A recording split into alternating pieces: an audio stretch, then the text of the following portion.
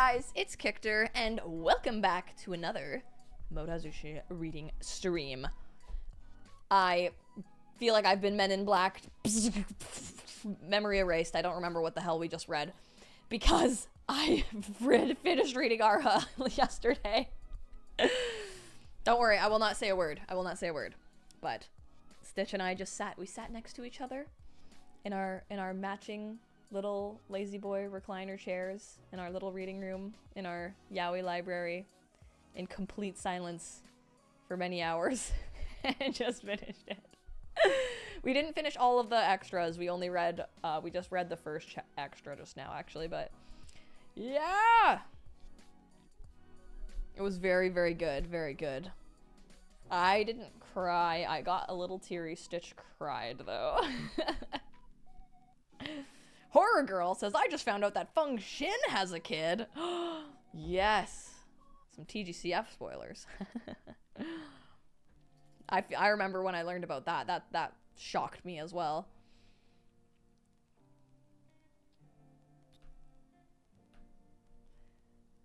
Hello, Briarbox from your desk at work. And hello, Kate. You also finished. Oh my god. We gotta talk about this. Sienna also got volume 10 today. Nice! Oh my gosh.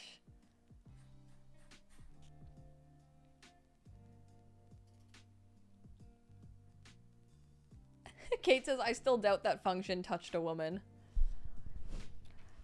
Was it a happy ending for Arha?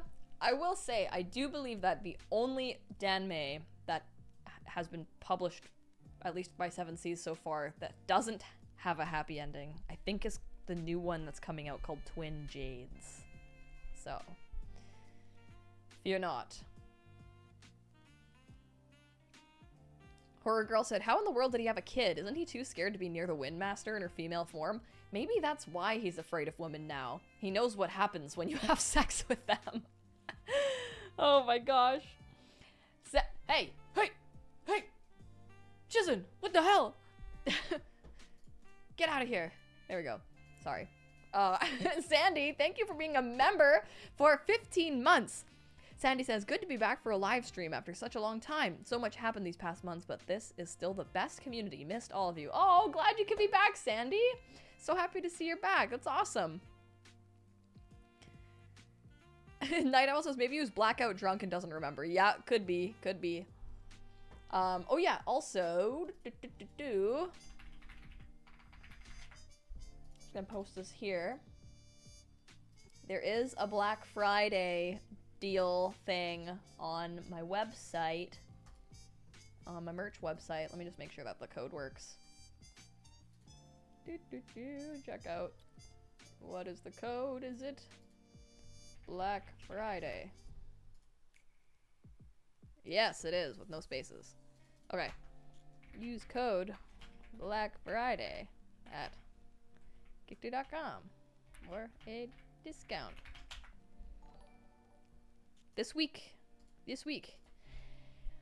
That's for the Danmei Book Club merch. There's also the Red String of Fate sweaters, or no, it's a t-shirt, and the mugs. Yeah. Quinn says Feng Xin is straight enough to breed. Yes, you know, maybe who knows what he was thinking of? Maybe he was thinking of mooching while banging that girl. Camper222, thank you for joining my membership. Thank you so much. I hope you can come to the members only game night this week. Briarbox says, hey buddy, hate to bug ya, but could I get a few good vibes? Oh, you're gonna get more than a few good vibes, Briarbox. Got some news today I'm still reeling from slightly. Oh shit, and I could use some classic Kictor energy. This is all the good vibes. Imagine this, I'm cooking it. I'm gonna cook it for a moment. I can't contain it, the vibes are too high. Briarbox, I'm sending you all the good vibes. I hope that the news you got, I'm so sorry to hear about that, but those were the best good vibes I could muster, all for you. So I hope that you'll be okay. Miku Beam, yes. Sorry, I just realized I was chewing gum. I love cinnamon gum. Is that a hot take? I hope not. Actually, I do hope it is, so then less people want to steal my gum. Good vibes for Kenzie, too. Ah, Kenzie, yes, you can share in the beam I sent Briar Box since you are in love. That is a very hot take. Damn it. I mean, yes, more gum for me. Also today, Stitch and I filmed a video on Beauty's Blade. It wasn't like a super in-depth, like, regular book club video where we go through the plot, like, line by line kind of thing. We just kind of talked about it, and she kind of talked about the ship and stuff, and it was really funny. It's a pretty funny video. So, yeah, that'll be kind of cool if you're interested about reading the Bai He, which is the word for lesbians, Chinese lesbians. Sandy, oh my god, Sandy, thank you so much for donating. What? That's so kind of you, Sandy. Thank you so much. Let's see. Sandy says, in case you're wondering, I am wondering what happened that kept me from the live streams. 1, I got married. Oh my god, congrats. That is wonderful. 2, had some major surgery for future fempreg. Oh, okay. And 3, going to Comic-Con Vienna as Blackwater. Oh, hell yeah. What? You got married? The fempreg, hell yeah, and Blackwater? That is fucking amazing. That is so amazing. Oh my goodness. Dude, huge congrats. That's wonderful. And I want to see your Blackwater cosplay. It's wicked. Oh my god. And you said, how is our wedding prep going? It's going great this weekend. My groomsmen are getting fitted for their, like, little matching suits. And we're making, like, our official invite website thing. And we're still looking for a cake place. That's the only thing, really. Everything else, waiting to get photos back from our photographer for our engagement shoot we did a little while back. But other than that, I do believe it's all coming together. It's all coming together. Yeah. Kate said, did you find a new cake place? Oh, never mind. I did get a good lead, maybe, from one of my friends, so we can check that out.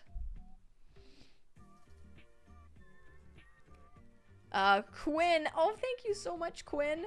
Where can people find the game from yesterday's stream? Is it on Steam? Yes, it's on Steam. It is free. It's called Where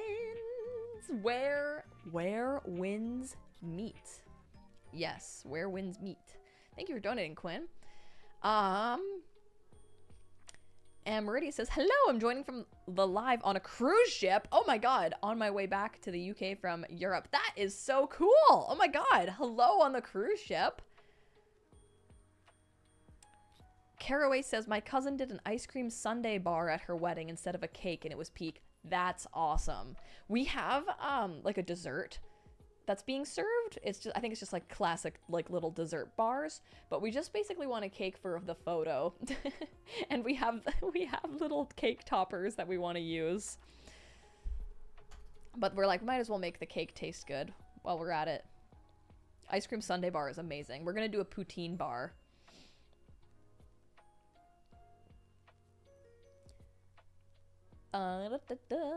Kenzie, you are too sweet, wanting to send us gifts.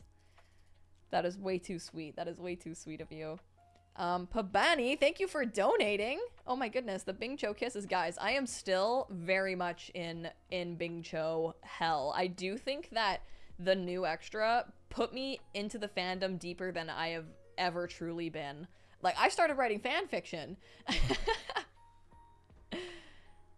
Caraway says, we made the couple a mini cake just for the topper and photos. Oh, perfect. Yeah, exactly. That's what we want to do too.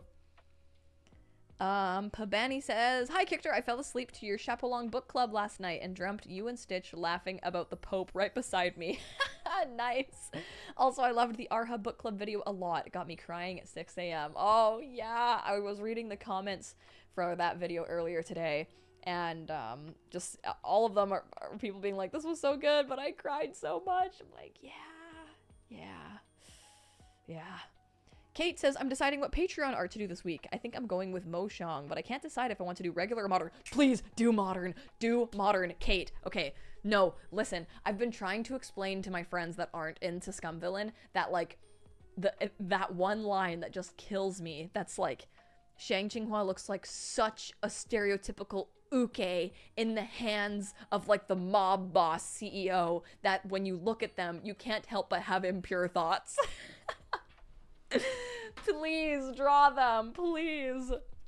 I know you can draw twinks so good. Like, your little Anja, like, oh, Bee-Boop, oh my god, thank you so much for purchasing from a shop. Oh, thank you, Bee-Boop, that's so nice of you. Thank you so much. I really appreciate that, and I saw your message too. Thank you. Oh, I'm so glad. I hope you enjoy the merch. And Tercella, too! Tercella, thank you for also purchasing. Oh my god, thank you so much. That's really sweet of you guys. I hope you enjoy the merch. Thank you, Tercella, too. I really, really appreciate that. Thank you. Kate! Yes, you can draw. I know you have the power to draw the ultimate twink that Shang Qinghua is meant to be. That Shang Fei is meant to be. IRL, you know? And we know that you can draw beefy, sexy CEO mob boss boy. I know it's like perfect for you.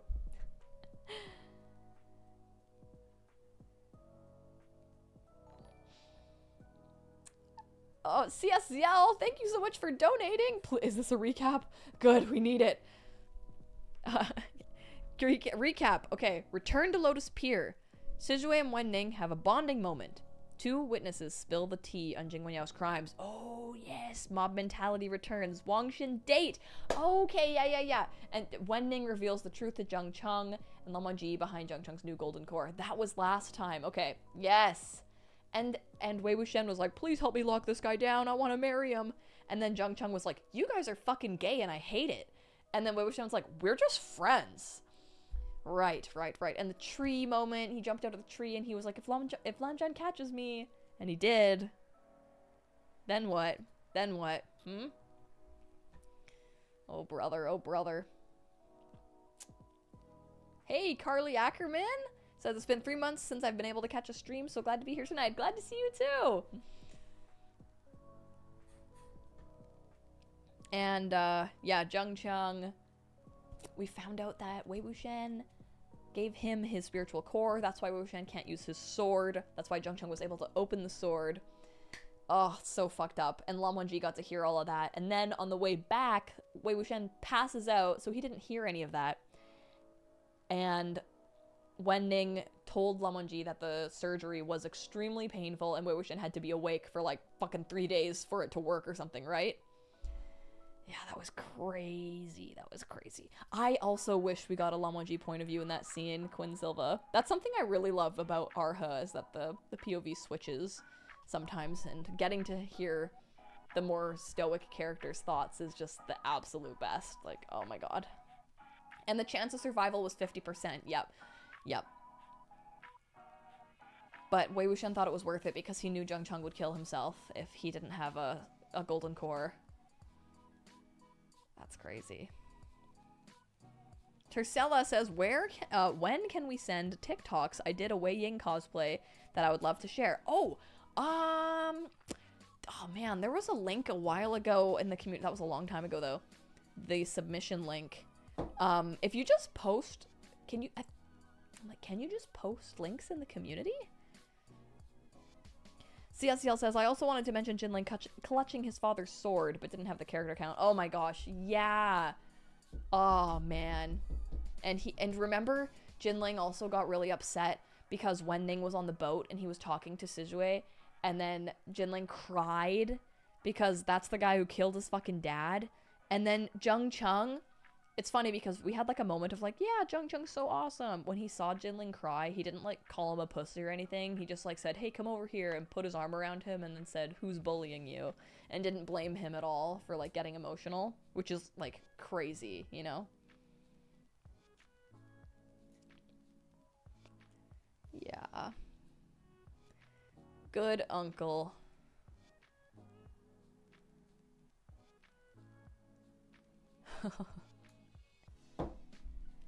Where is the book? There's so many books on this table.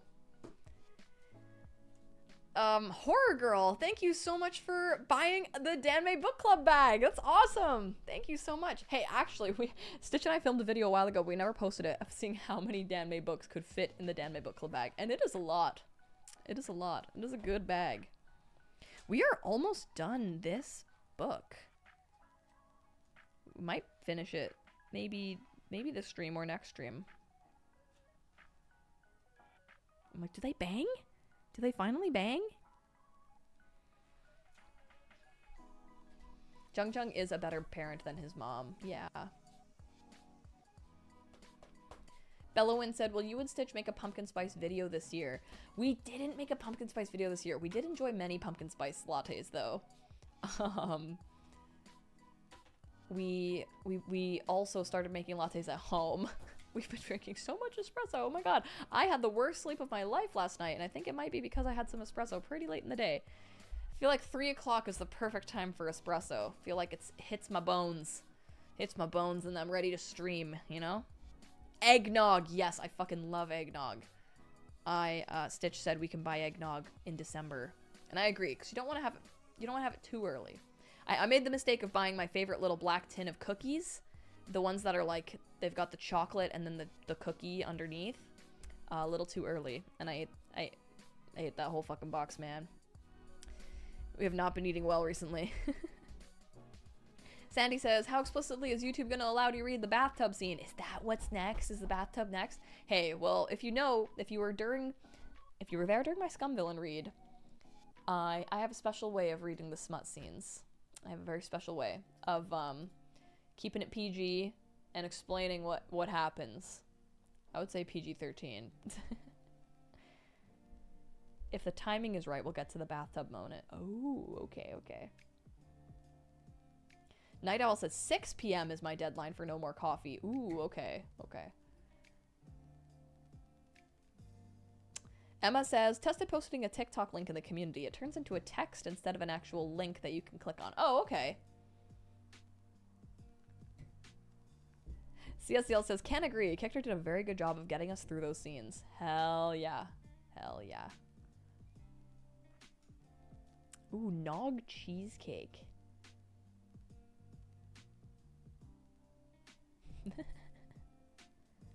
Damn. Also, about the game we played yesterday, I don't know if you guys could tell, but man, I found it really overwhelming. I feel like I am not good at playing that kind of game live, where you have to make a lot of decisions about what you're going to upgrade and like what path you want to take, and there's just like a lot to explore. Personally, I think I like playing those kinds of games by myself, because like it's like I feel like you have to lock in and really take your time, and I feel really like I want to focus on the chat more, and I feel like I couldn't even like look at the chat yesterday. And I think there were 2 members' messages that I even missed yesterday because the game was just like fucking crazy. I think it's amazing though. I think it's so beautiful, but I probably won't stream more of it. Esper Lady says, no worries, Kictor, that is totally fine. Esper Lady, you are so sweet. I love you so much. Thank you so much for always just not hesitating to be so sweet and caring and accepting. Like, it's just having you in the chat makes me feel so happy, Esper Lady. Thank you so much. Sienna says, Esper Lady gets it. Literally. Xavian says, for the clips, would a YouTube link be okay? I've wanted to send something for ages, but I had to record it because I couldn't find the original link. Yeah, absolutely. Rose City Kimono, thank you so much for donating.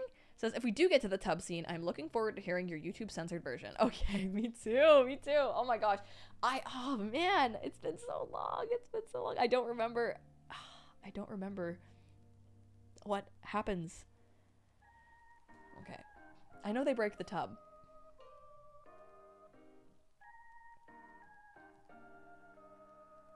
Thanks, guys. I appreciate it.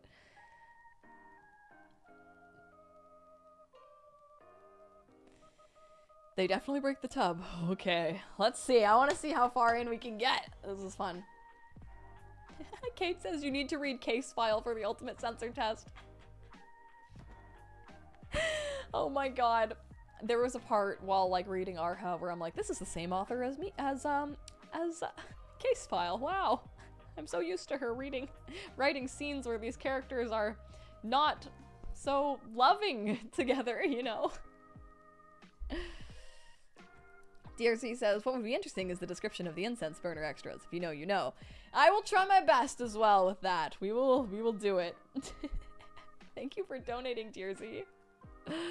We are on page 263, chapter 20, Day and Night. You know that song by Kid Cudi? Okay. Part 1. Wen Ning quickly went quiet. Amidst the splash of the oars paddling through the water, Wei Wuxian opened his eyes and found he had a splitting headache. He was leaning his full weight on Lan Wangji. Quickly realizing they were no longer in Lotus Pier, he was confused until he saw Lan Wangji's left hand, specifically the spots of blood on his sleeve. It looked like a bunch of plum blossoms scattered over snowy ground. Only then did he recall what had happened before he passed out from vexation. You ever just been so vexed you pass out? A variety of grimaces swirled across his face. He abruptly sat up.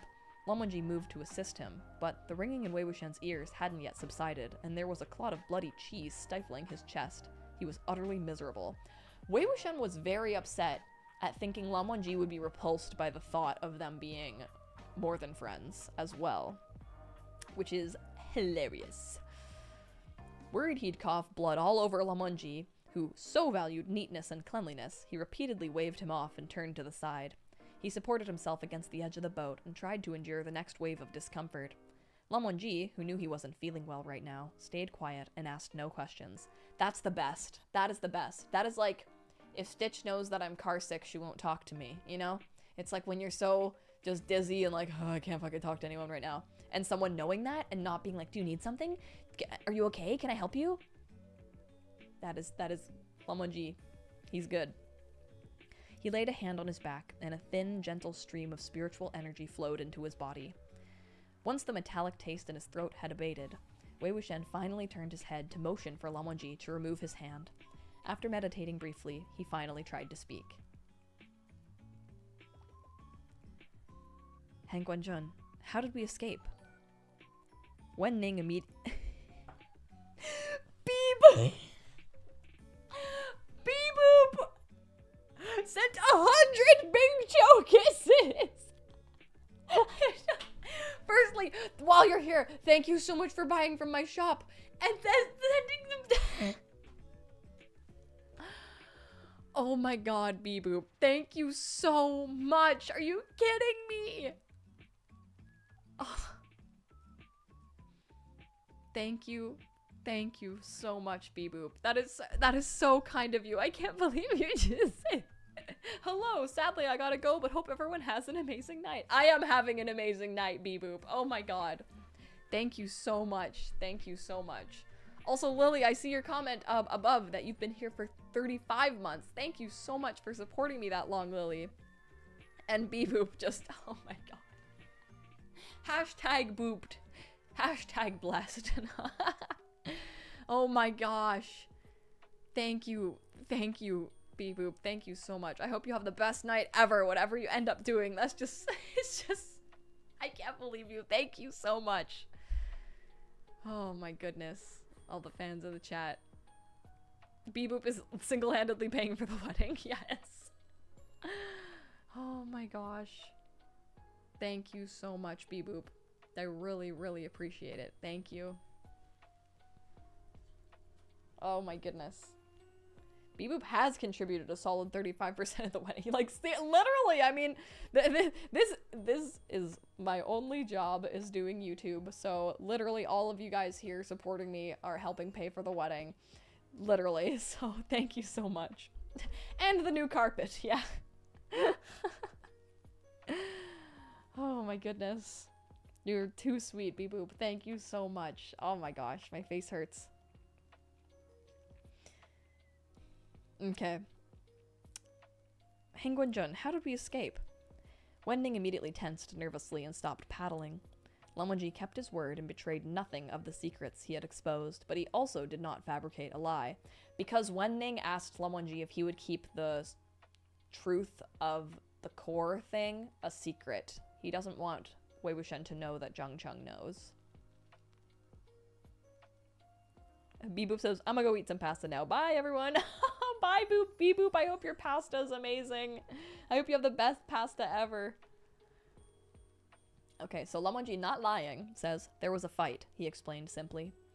Wei Wuxian rubbed at his chest, over his heart, trying to disperse the blockage there.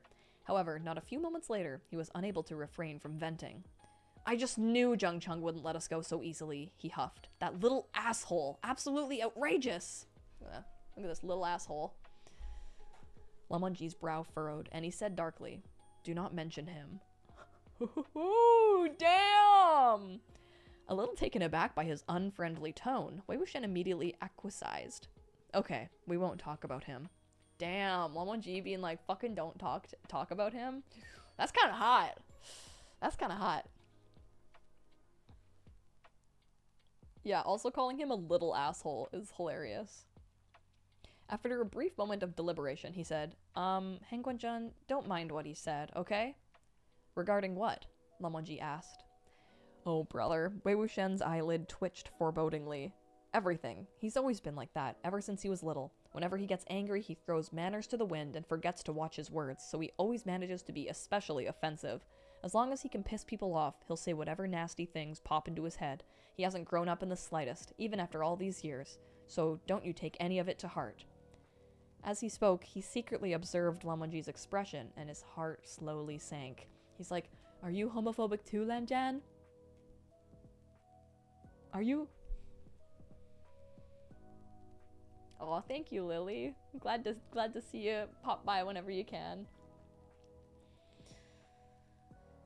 He had thought, or rather hoped, that Lan Wangji hadn't taken Zhang Cheng's words to heart, but to his surprise, Lan Wangji looked rather upset. He didn't even respond with a It would seem Lan Wangji had been more affected by Zhang Cheng's nasty words than he's expected. Perhaps he simply didn't like Zhang Cheng, period. Or perhaps he could not tolerate being called shameless or riff-raff. After all, the Land Clan of Gusu was a distinguished, prominent clan whose motto was elegance and righteousness.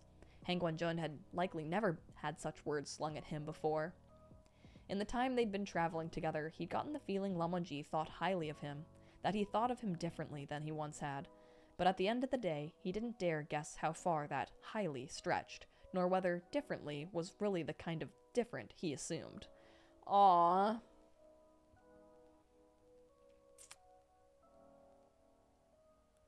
He didn't dare guess how far that highly stretched. Like, genuinely, like, his own self-esteem is not high enough where he's like, Lan Wangji could, like, actually like me, right? Like, that's crazy.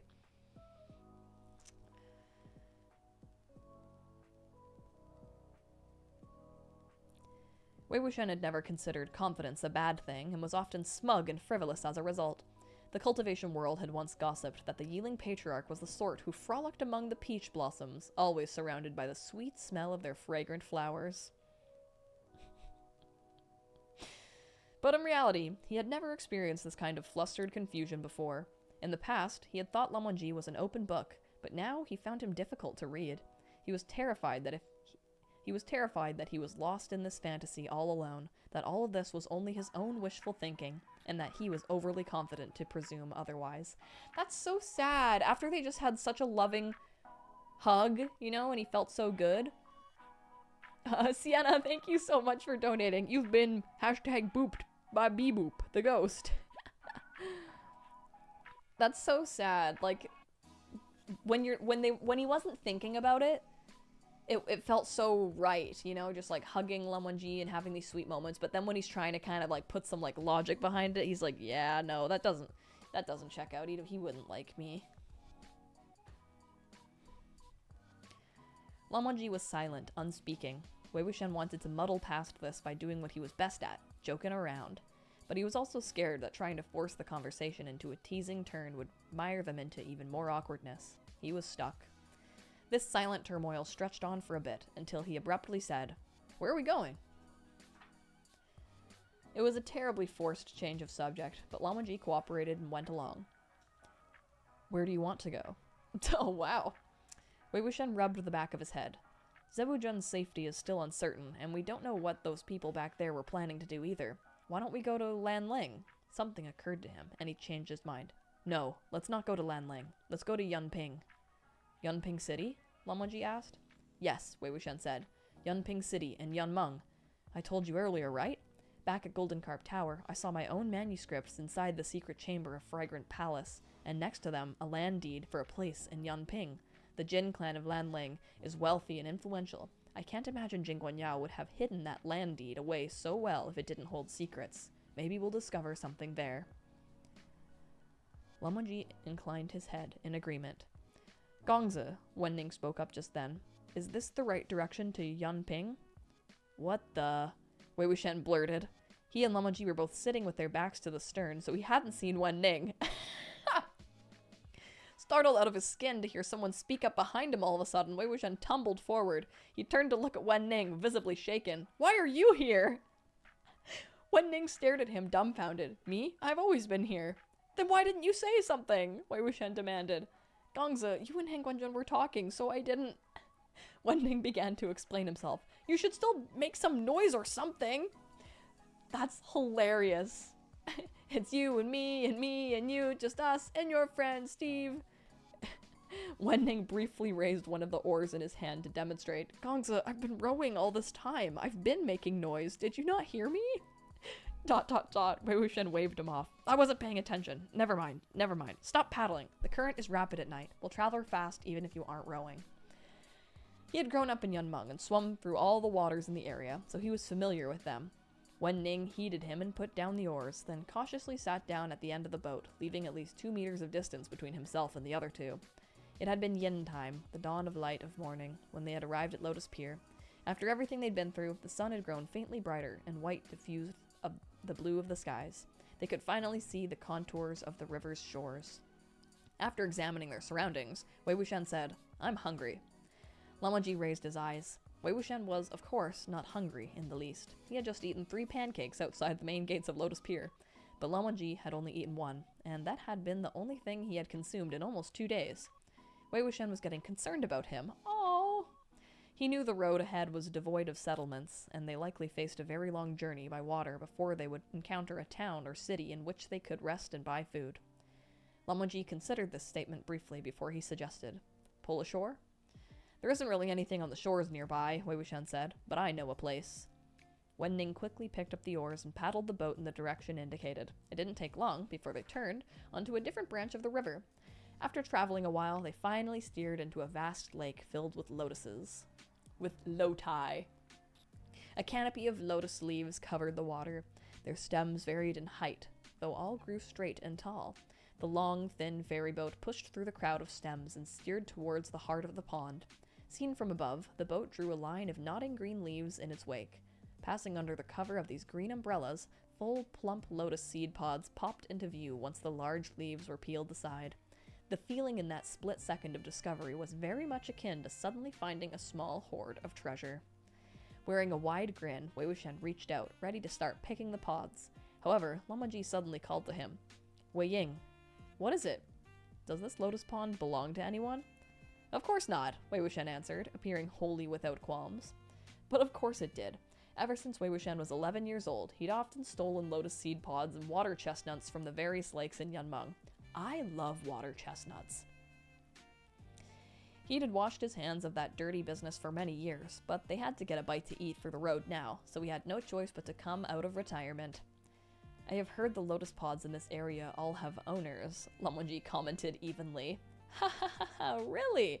How unfortunate then, Wei Wuxian laughed it off. Wow, you've heard so many things that even I don't know. Come on, let's go. Since he'd been exposed, of course he didn't have the face to make Lamonji join him in mischief. The idea of the esteemed Han Guanzhong stealing someone's lotus pods, that was outrageous as it got. He was just about to steer them away with the oars, embarrassed, when Lamonji reached out and picked a pod. Oh my god, he's making him bad! He handed it to Wei Wuxian and stated, there will be no next time. Oh my god, we can steal a little bit. Peak romance! Do crime! Be gay, do crime! Only once. One crime.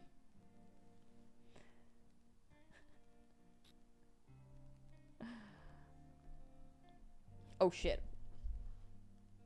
I forgot to feed the dogs. I forgot to feed the dogs. Give me 1 second. Give me 1 second. I need a stream. I need a stream thing that's like, da, da, da, so a Shiba related incident took place.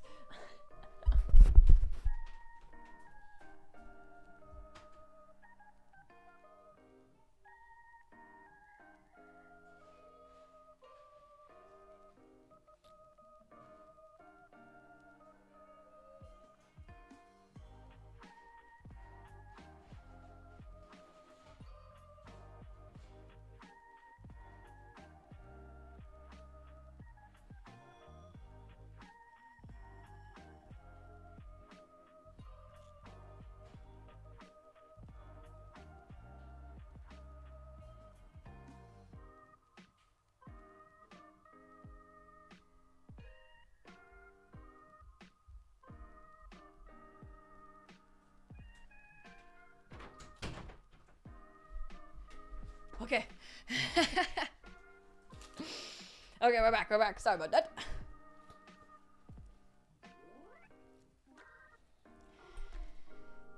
Okay, Lamanji stole.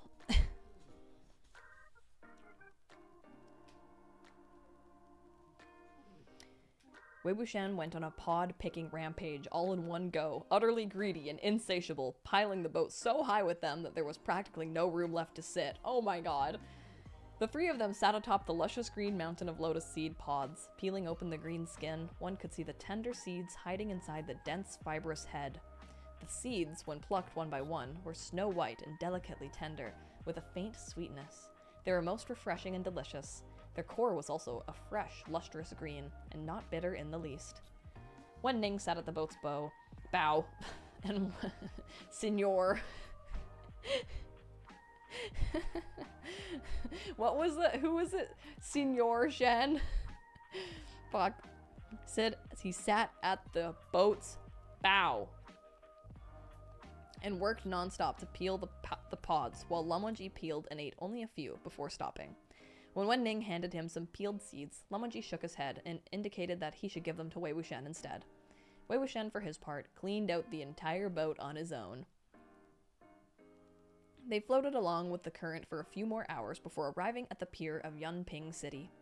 The shallow waters of the harbor were crowded with fishing boats. There were women gathered by the stone steps, washing clothes, and some bare-chested boys with tanned bronze skin swimming in the river and doing quick dives beneath the surface. All of a sudden, those people saw a ferry boat leisurely drifting along. The one at the tail end of the boat kept his head bowed, but the boat's other occupants, two young men, were both extraordinary in appearance. The one sitting with poise at the very front was a man dressed all in white. While his robes were plain, they were dazzling as snow. And his bearing was otherworldly. The pretty boy giggling next to him was also extremely good-looking. It was rare to see such characters around these parts, and the people couldn't help but stare eagerly with widened eyes. The swimming boys gathered around the ferry boats like a school of fish, their heads surfacing next to it. "Might I ask if this is Yunping?" Wei Wuxian inquired. One of the girls washing clothes by the river blushed as she replied, "Yes, it is." "We're here. Let's go ashore," Wei Wuxian said. They steered the ferry boat to the bank. Lamanji was the first to stand and disembark. He turned around to give Wei Wuxian a hand, and the two stepped off. Wen Ning, however, was having a hard time getting out of the boat.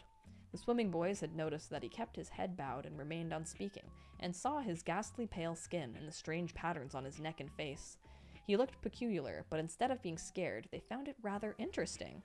Dozens of hands grabbed at the side of the boat and started rocking it non-stop, making Wen Ning lose his balance. When Wei Wuxian turned and saw this, he shouted, "Hey, what are you doing? Don't pick on him!"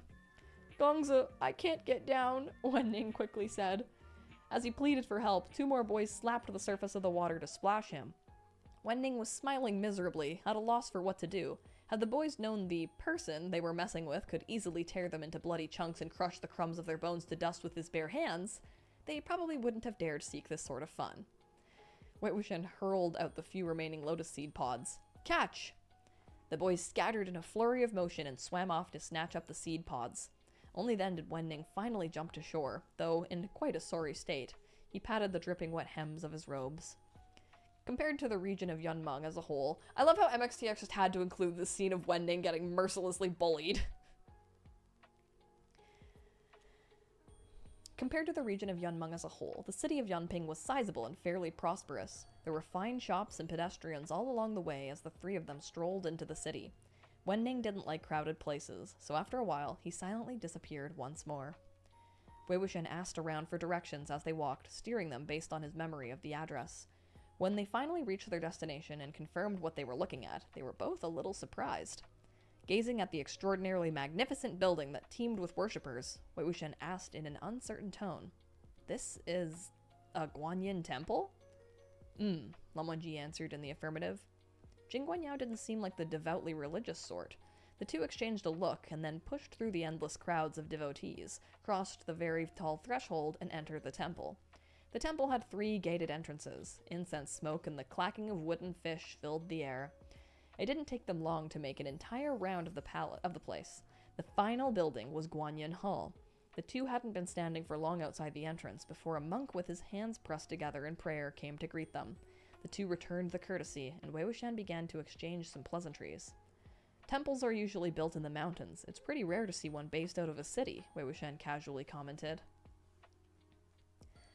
The monk smiled. The people of the city work hard all day. Do they not need a temple of Guanyin near them to pray for good fortune and seek inner peace? Wei Wuxian smiled back. Won't Guanyin be disturbed by all the noise and people? The Bodhisattva bringing, the Bodhisattva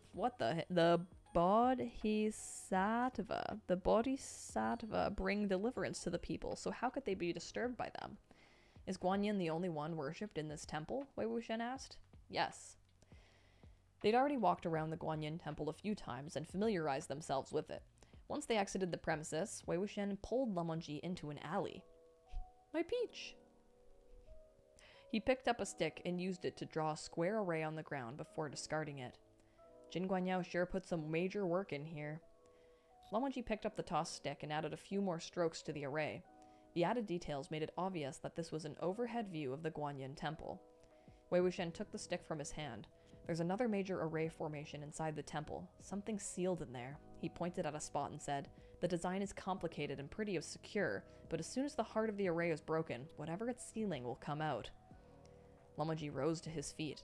In the evening, when all is deserted, we shall unravel the array. Let us seek a place to settle before drafting a plan. They didn't know how formidable the evil spirit sealed within this Guanyin temple might be, so they couldn't risk moving during the day, when there were crowds around. I wonder how long it will take to knock out the thing inside this Guanyin temple. Will we have time to go to Lanling? Will this delay our travel plans? Your current condition is uncertain. Do not force yourself, Lan Wangji said. The fight at the burial mounds had drained too much of Wei Wuxian's strength. His mind and body had been tense for a very long time, and it was only hours ago he'd been so infuriated by Zheng Cheng that he bled from his apertures. It had taken a while for him to recover. Though he felt like he was back to normal, on the off chance he'd missed something, pushing himself to travel to Lanling in a hurry would mean disaster might strike at a critical moment. He'd only wind up making things worse. Besides, he wasn't the only one drained by the events of the past few days. Lan Wangji had been constantly on the move too. Deciding that Lan Wangji needed rest even if he didn't, Wei Wuxian agreed. Okay, let's find a place to rest first. Is something gay gonna happen?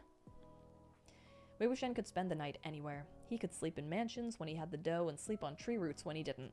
But with Lan Wangji presently accompanying him, there was no way he could imagine them lying under a tree or squeezed into some filthy little room. And so the two walked for a long time until they finally found an inn on the other end of Yunping City that was both reputable and extravagant. The proprietress eagerly rushed out and practically dragged them inside. The inn was orderly and pristine, and guests filled almost the entire first floor. It was easy to see that the manager was very good at what she did. Most of the staff were women, from energetic, broom-wielding girls in their teens to auntie chefs who were broad in the shoulders and waists. When they saw the latest two guests were 2 young men, their eyes lit up. One of the girls, who was pouring water for a guest, was so caught up in staring at Lan Wangji that she didn't even notice when the spout of her teapot slanted off course. The boss lady barked at her staff a few times, ordering them to watch what they were doing, before personally taking Wei Wuxian and Lan Wangji upstairs to view the rooms. How many rooms would the 2 Gongzi like? She asked as they walked. Wei Wuxian tensed, and his heart lurched upward at the question. Without losing his composure, he stole a glimpse at Lan Wangji. 2 months ago, there would have been no question. That was right after he'd returned, and he'd brought out every trick in his arsenal to try and disgust Lan Wangji, wanting to make a break for it as soon as possible. But Lan Wangji had figured him out, and asked for one room ever since. Even when they did pay for multiple rooms, Wei Wuxian would still end up tangled in his bed regardless. But that wasn't all. Emboldened by the fact that no one knew who he was at the time, Wei Wuxian was fearless in making a fool of himself. The first night after they descended from the cloud recesses, he had eagerly burrowed into Lan Wangji's sheets ahead of him. The first thing Lan Wangji had seen when he had entered his room was Wei Wuxian rolling around in his bed. He had stood there expressionless for a while, then gone to the other room he had booked. Oh my god. As if Wei Wuxian would let him off so easy, he had chased after him, whining about sleeping together. After he crawled into bed with him, he threw one of the pillows out the window, adamant that Lan Wangji share with him. He had demanded to know why he was sleeping with his outer robes still on, and then attempted to help him undress by force. Halfway through the night, he'd stuffed his icy feet under Lan Wangji's blanket. He had grabbed his hands and forcibly pressed them to his chest, exclaiming, "Listen to my heartbeat, Hangguanjun." He had then proceeded to stare into his eyes, his gaze exuding innocence and tender love, until at last Lan Wangji had given him a gentle tap and turned him rigid, unable to move a single limb. Poor Lan Wangji, oh my god, being tested to his fucking limits. That's awful. Like, knowing that he would know that Wei Wuxian's like fucking with him, but him actually feeling all these emotions earnestly even at this point is so sad.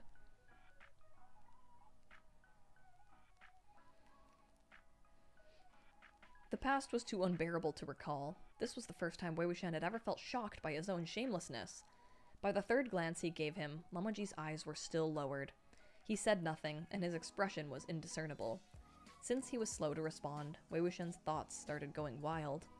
Lan Zhan's always asked for a single room in the past, so why isn't he saying anything today? If he switches it up and asks for 2 rooms this time, that would mean he really does mind. But if he asks for a single room as always, it doesn't mean he doesn't mind. Maybe he'd only do it so it looks like he doesn't mind. So I won't mind either. Oh my god. Oh my god. What's the least gay option? Ah! Minding this, minding that, the proprietress resolutely answered her own question and resoundingly declared, "1 room, right? 1 room is good enough. All my rooms can comfortably fit 2 people. The beds are big." When Lan Wangji did not object to this arrangement, after a moment, Wei Wuxian felt his suspended heart and feet temporarily touch solid ground again. The proprietress pushed open a set of doors and ushered them inside. It was a spacious chamber indeed. "Now then, do you want anything to eat? Our chef is excellent, I tell ya. I'll have the food sent up once it's ready." "Yes, please, but not right now. Maybe later in the evening, around shoe time," Wei Wuxian replied. The proprietress enthusiastically acknowledged his request and then left. "Leo, thank you, Miss Lady." I say that all the time. Wei Wuxian was just about to close the door, but then suddenly rushed out after her instead. "Boss lady!" "Does Gongzi have any other demands?" the proprietress asked. Wei Wuxian looked like he'd made up his mind about something. "When delivering dinner later tonight, please bring some liquor as well. The stronger the better," he said in a low voice.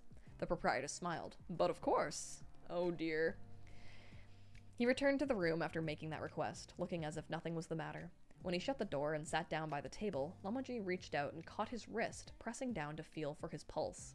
Though Wei Wuxian knew he was just checking on him for his condition, as those 2 long, slender, fair fingers traced up his wrist and started to slowly knead his pulse point, the fingers of his other hand, which rested under the table, began to curl slightly. Lan Wangji spent nearly an hour examining his body before giving his verdict. No major issues. An hour of his fingers rubbing all over you? Oh my god.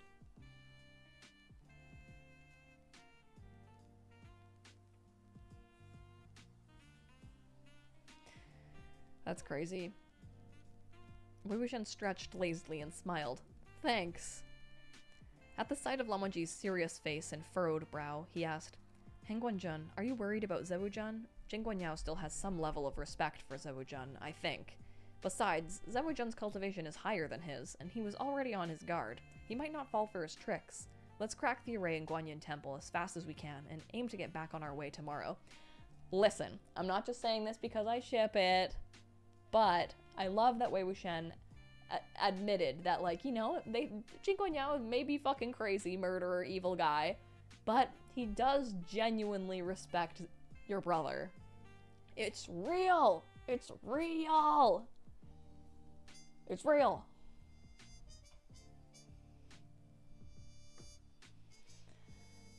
CSCL, yes! The least gay option, making Lobingha and Lochinga share a room.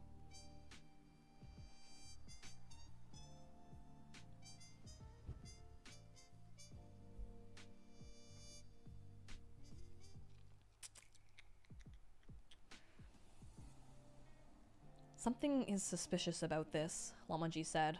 What? Wei Wuxian asked. Zhang Zhang and Jing Guanyao have shared a close friendship for many years. Jing Guanyao is not one to kill rashly. He never makes an impulsive move. Oh my god, they've been friends for many years! They've been friends! Let me tell you, let me show you how good friends they've been. They've been friends and many, many years. Many... Ah!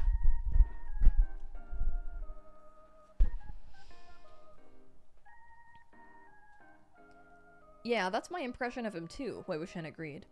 It's not that Jing Guanyao isn't ruthless, but he doesn't offend anyone if he can help it. He'll murder ya, but you won't feel offended about it. The incident at the burial mounds was both overdone and impetuous. It's unlike his usual style, Lamonji said.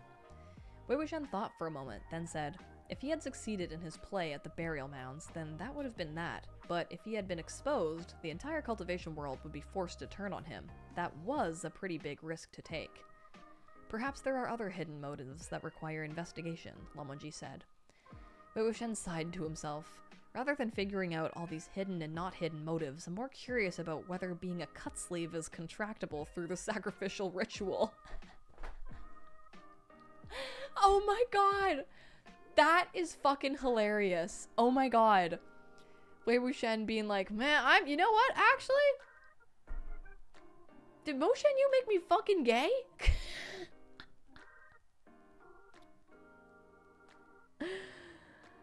Oh my god. That is so funny. That is hilarious.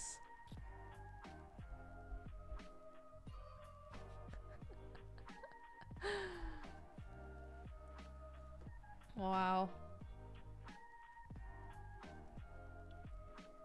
I also love that he, you know, he's like so down bad now, like he's aware of his feelings now and he can't stop thinking about how gay he is. It's like, once he realized that he wanted Lamonji, it's like he's unable to not think about it now.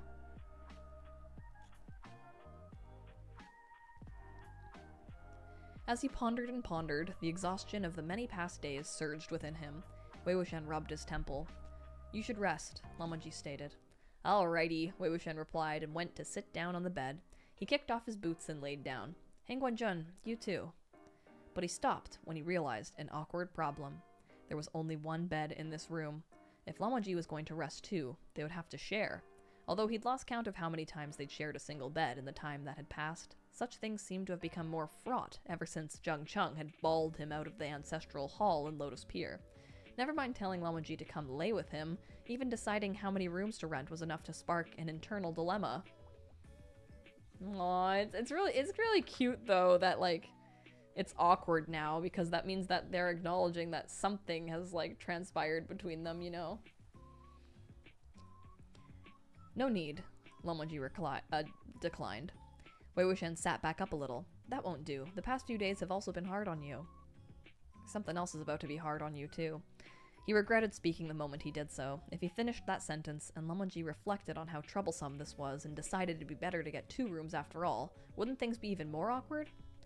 I'm fine, Lamonji then added. You rest. Wei Wuxian rubbed his chin. Oh, then I'll just lay down for a bit. Wake me up at Shen time, okay? Seeing how Lamonji had already closed his eyes to rest where he sat poised by the table, Wei Wuxian slowly laid down again. He pillowed his head on his arms and stared at the ceiling for a while, then flipped over so his back was facing Lamonji. Some more time passed, and his eyes were still wide open. He couldn't relax enough to sleep, and restlessness began to rise within him. Back when he was busy acting the madman and running wild, he had declared that he had to lay next to Lamonji before he could fall asleep, among other such things. Of course, it was all nonsense, but somehow, without his realizing it, that nonsense seemed to have become reality. Quinn, thank you for your donation.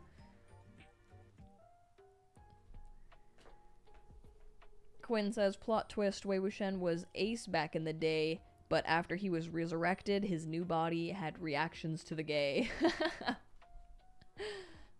I think he's just so oblivious. It's such a trope, you know, like an oblivious character, but the fact that he's like, something happened when I entered this gay body.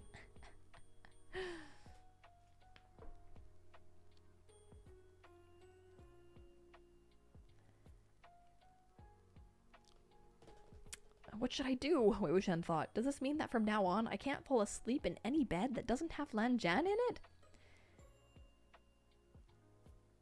He tossed and turned for a long while before he was finally able to arduously close his eyes. His hazy slumber lasted for an unknown length of time. By the time he woke, the light outside the window had already faded. Shen time was a long past, and Yu time had probably come and gone. Wei Wuxian sat up at once. An odd sound came from behind him, and when he looked back, it was Lan Wangji closing a book. Lan Zhan, why didn't you wake me? Didn't I say to wake me up at Shen time? Replenish your spirit and regain your strength. There is no rush, Lan Wangji said. Wei Wuxian had slept most of the day away, and in all that time, Lan Wangji had probably only left the room to go downstairs and retrieve a book to read. Feeling a little guilty, Wei Wuxian hopped off the bed. Sorry about that, I slept way too long. Why don't you lay down for a bit too? I am fine, Lan Wangji declined. Someone knocked just then, and the proprietress called to them from an outside door. Young masters, I've brought your dinners. That was when Wei Wuxian learned it was already shoe time. Lan Wangji opened the door. There was indeed a flagon and 2 small wine cups on the tray the proprietress carried. As soon as she entered, she commented, Oh my, seems like you've been sleeping until now. Wei Wuxian felt even guiltier and gave a dry laugh in response. The proprietress placed the tray onto the table. So where do the young masters hail from? You must certainly be exhausted if you've traveled all this way. You need to rest well. Wait till you're back on your feet to have fun, right? We're from Gusu, Wei Wuxian answered without thinking. We're from Gusu? This is my husband? Is that right? No wonder, the proprietress said. I was gonna say, such handsome characters as you two, Gongzi, could only be from raised in a fair land like...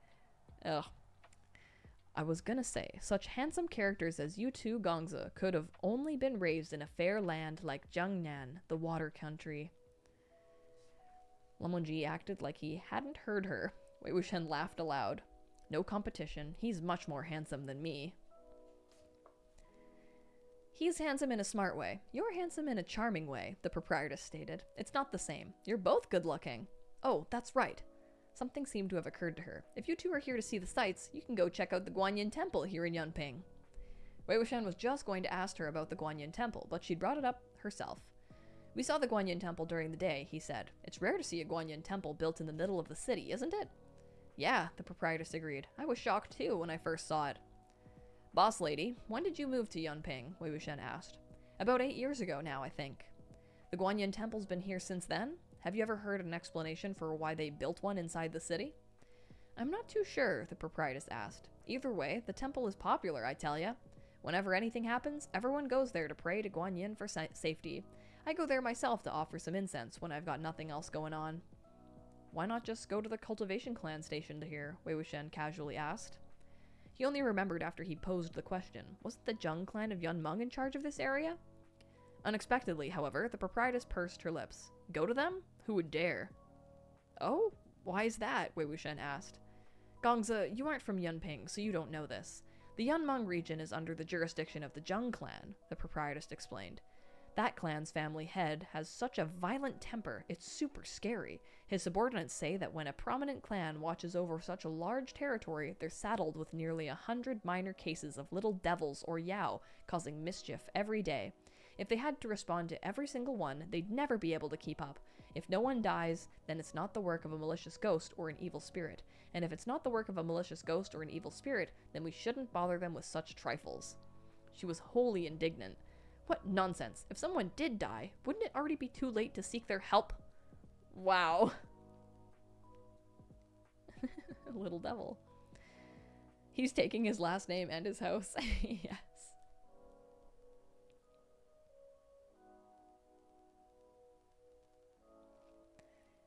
In truth, there was a mutual unspoken rule among the larger clans. If a situation didn't involve malicious ghosts or evil spirits, they wouldn't send anyone to check it out.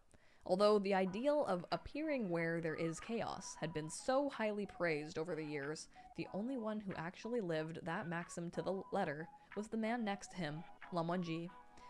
Besides, Lotus Pier is too scary of a place, the proprietress continued. Who dare go back? Wei Wuxian moved his gaze away from Mdzs' quiet profile and blinked. Lotus Pier is scary? Why would Lotus Pier be scary? Have you been there before? Not me, I haven't, the proprietress said. But I know someone who went because their house was haunted. By his bad luck, when he arrived, sect leader Zheng was lashing someone with a glowing whip in the middle of their drilling grounds. It was carnage, I tell ya. Those horrible screams reached the skies. One of the clan's servants told my friend in secret, with the best of intentions, that sect leader had caught the wrong person again. He advised my friend that the sect leader had been in a bad mood lately, and that deliberately putting himself in his sights would be asking for trouble. My friend was so scared that he dropped the gifts he'd brought and fled, never daring to visit again. Damn, Zheng Cheng, you've got quite the terrible reputation.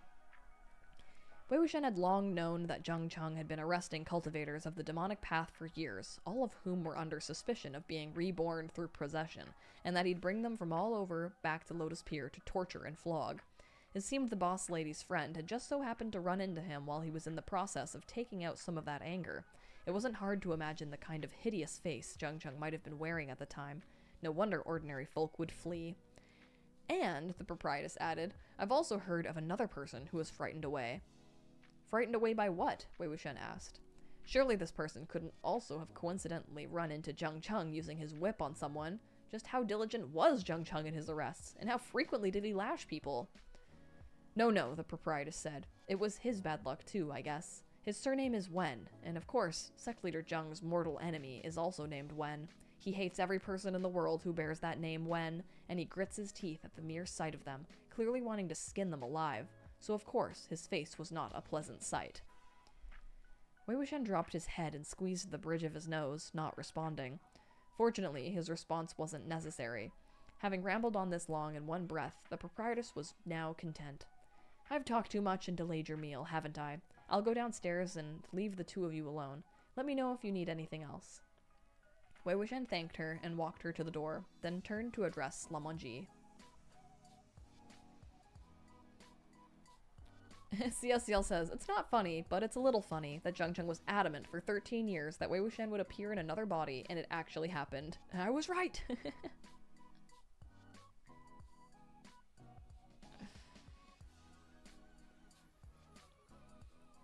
Looks like we'll have to delve more than 8 years into the past for what we want to investigate. Tomorrow, let's go find some locals who have deep roots here and ask them.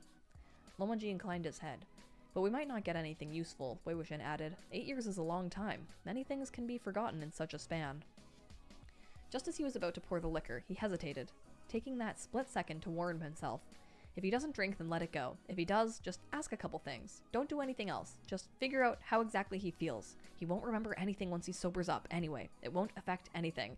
He's got an evil little plan going on here. Oh my god.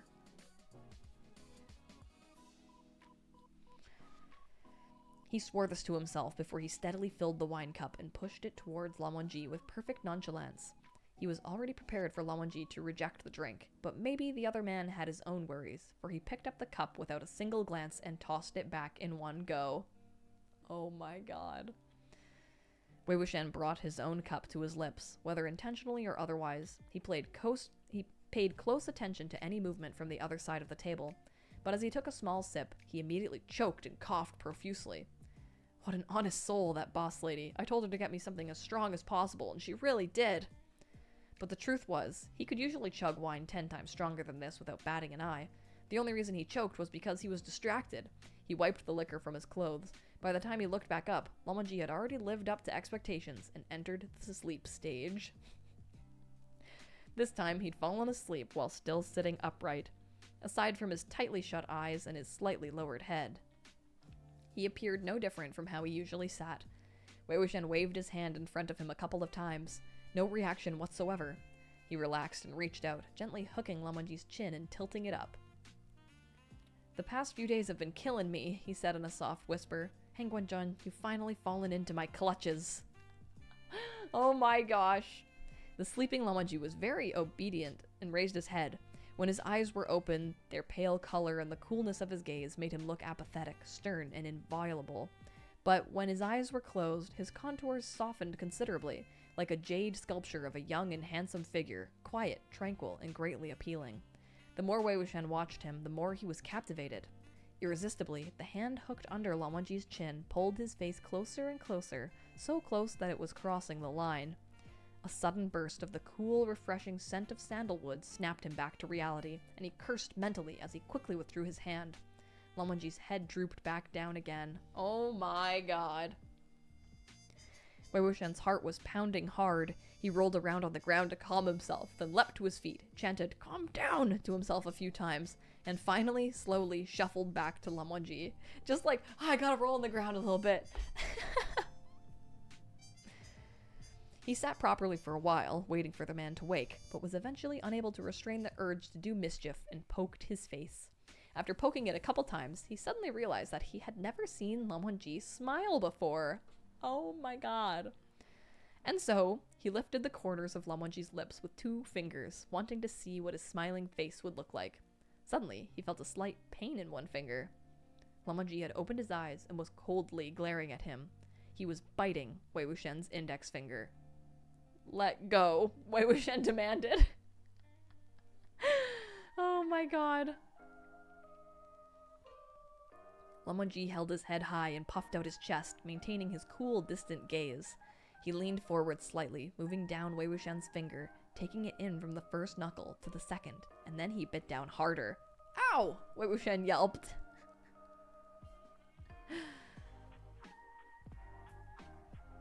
Oh, Kate! Kate, wait, okay. Brief pause. Kate sent me the Moshong drawing. I don't see it! You did not send it!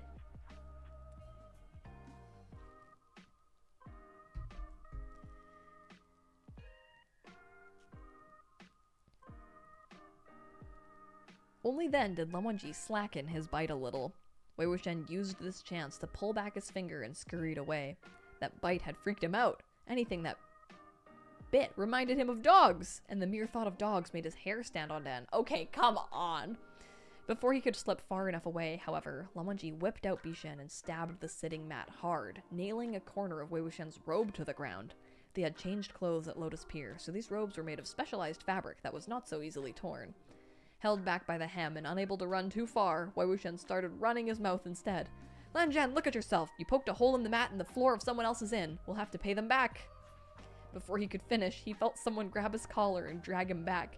His back crashed solidly into someone's chest, and Lan Wangji's deep voice immediately echoed next to his ear. "I will pay."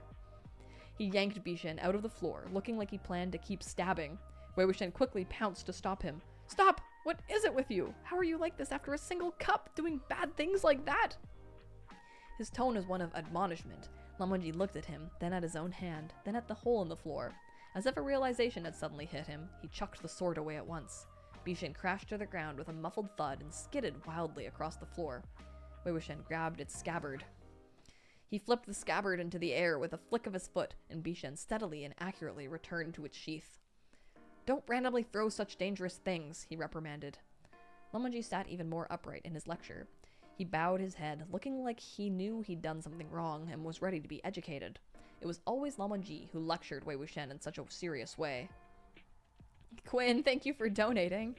"Lan Wangji is a biter. Wei Wuxian, keep your eggplant away from this man." Oh, God. Oh, brother.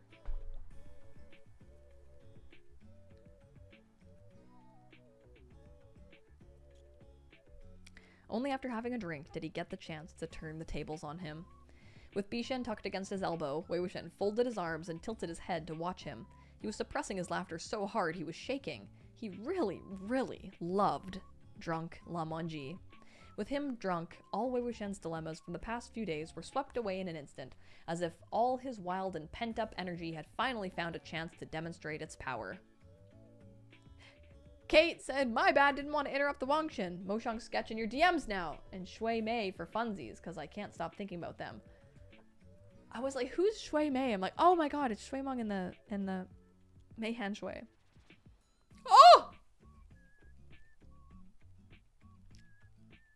This is a lot more graphic than I thought it would be, but oh my god, this is amazing. This is absolutely amazing. This is absolutely amazing. This is the new modern Mojang. Oh my god. Oh my god. Stop, Kate. This is fucking amazing. Just know there's a lot more happening below. You drew him so good. He looks so good, Kate. Oh my god. Oh my god. And then, there's a bit of a spoiler with the other one, so I won't show that one. But, oh my god, Kate. Fucking hell yes. Hell yes. That is amazing. Oh. Kate, you're amazing. That looks so fucking good. I love it.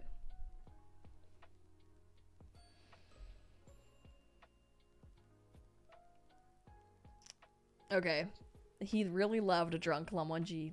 With him drunk, all Wei Wuxian's dilemmas from the past 2 days were swept away in an instant, as if all his wild and pent-up energy had finally found a chance to demonstrate its power. He circled the prim and poised Mdzs a couple times, then sat next to him in a whirl of movement. He showed him the torn corner of his robe. Look at what you did. You tore my clothes. You'll have to patch them for me later, 'kay? Mdzs nodded. Do you know how? Wei Wuxian asked. Mdzs shook his head. I knew it, Wei Wuxian said. If you don't know how, learn. Either way, you'll have to patch up my clothes. Got it? Seeing Mdzs nodding again, Wei Wuxian felt perfectly content. Before anyone could notice, he grabbed a seat cushion and covered the hole Bishan had created. I hid the hole for you. No one will know. No one will discover your vandalism. Mdzs took the small, exquisite money pouch from his robes and held it in front of Wei Wuxian. I will pay, he stated. I know you're rich. Put it away. What are you doing?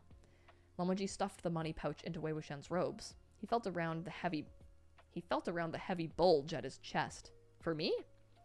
Once the pouch was stuffed inside, Mdzs helped adjust Wei Wuxian's collar, and even gave his chest a pat, like he was afraid Wei Wuxian would lose his gift. Keep it well. You're really giving this to me? Wei Wuxian asked. So much money. The impoverished Wei Wuxian was overwhelmed with gratitude. Thank you, I'm rich! Unexpectedly, Mdzs' brow immediately furrowed, and he reached into Wei Wuxian's robes to snatch the money pouch back. No! Wei Wuxian was dumbfounded. He had just received that money, and now it was gone.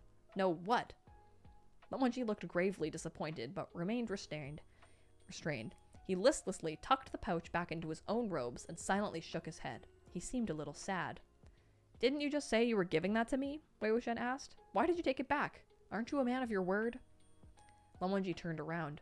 Wei Wuxian grabbed his shoulders and turned him back. Look at me. Don't run away, he coaxed. Come, come, come. Look at me. And so Mdzs looked at him. They were both staring hard into each other's faces, a hair's breadth away, so close that he could even count Mdzs' long eyelashes.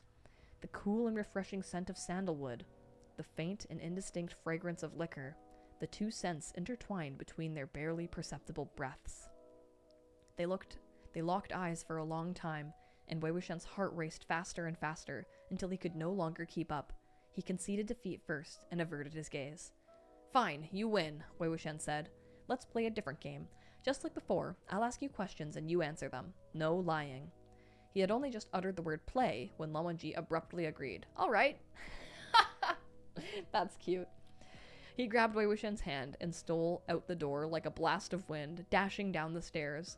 Wei Wuxian's mind was completely blank as he was dragged to the lobby. On the first floor, the proprietress and her staff were eating a meal at the long table. Mdzs spared them no glance, wholly absorbed in dragging Wei Wuxian out the door. The proprietress rose to her feet. What's wrong? Gongza, was the food not to your liking? Wei Wuxian spared some time in a flurry of action to respond. It is, especially the liquor. It really was potent. Before he could finish, Mdzs had already run out the door with him in tow. Aww, this is so cute. Okay. I saw some good pictures are upcoming. Oh my god, oh my god. Part 2. Even when they reached the main street, Mdzs showed no signs of stopping as he continued to speed along.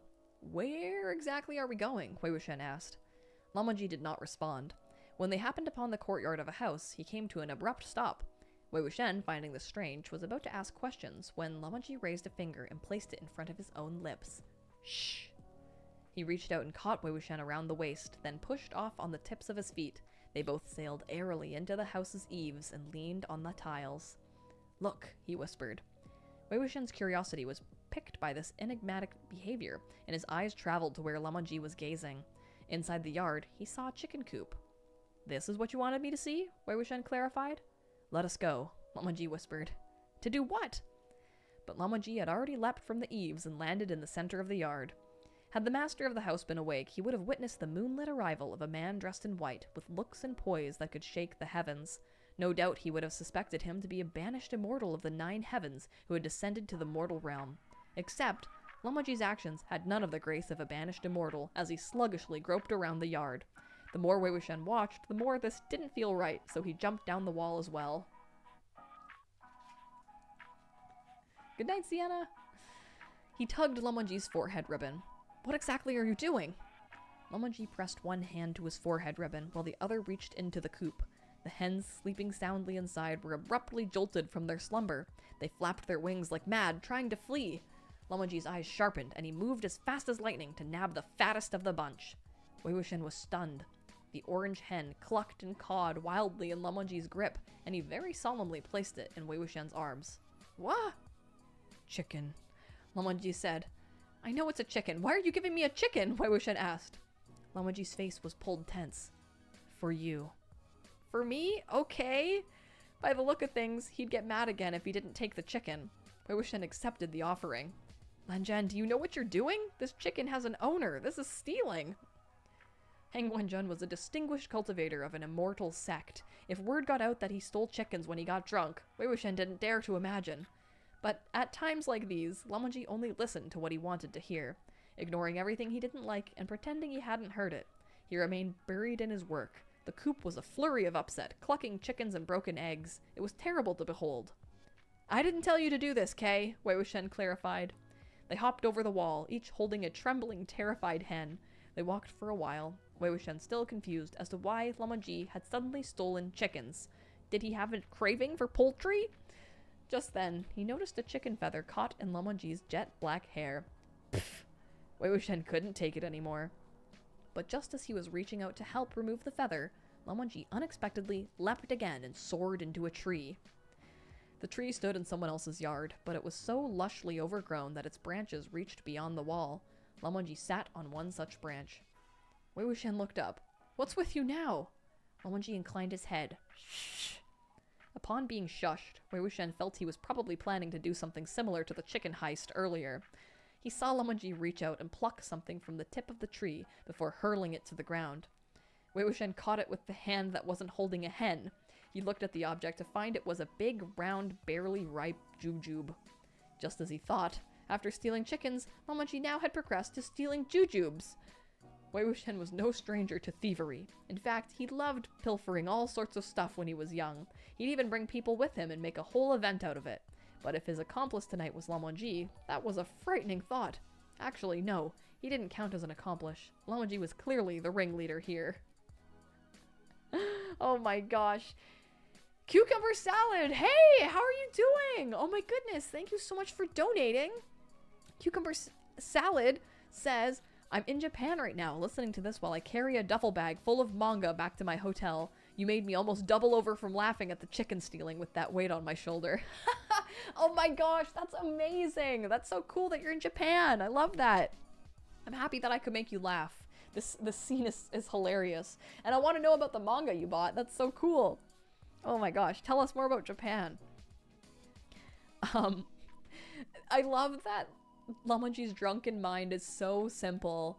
Like, it's so simple. It's like, Wei Wuxian loves stealing. We're gonna steal.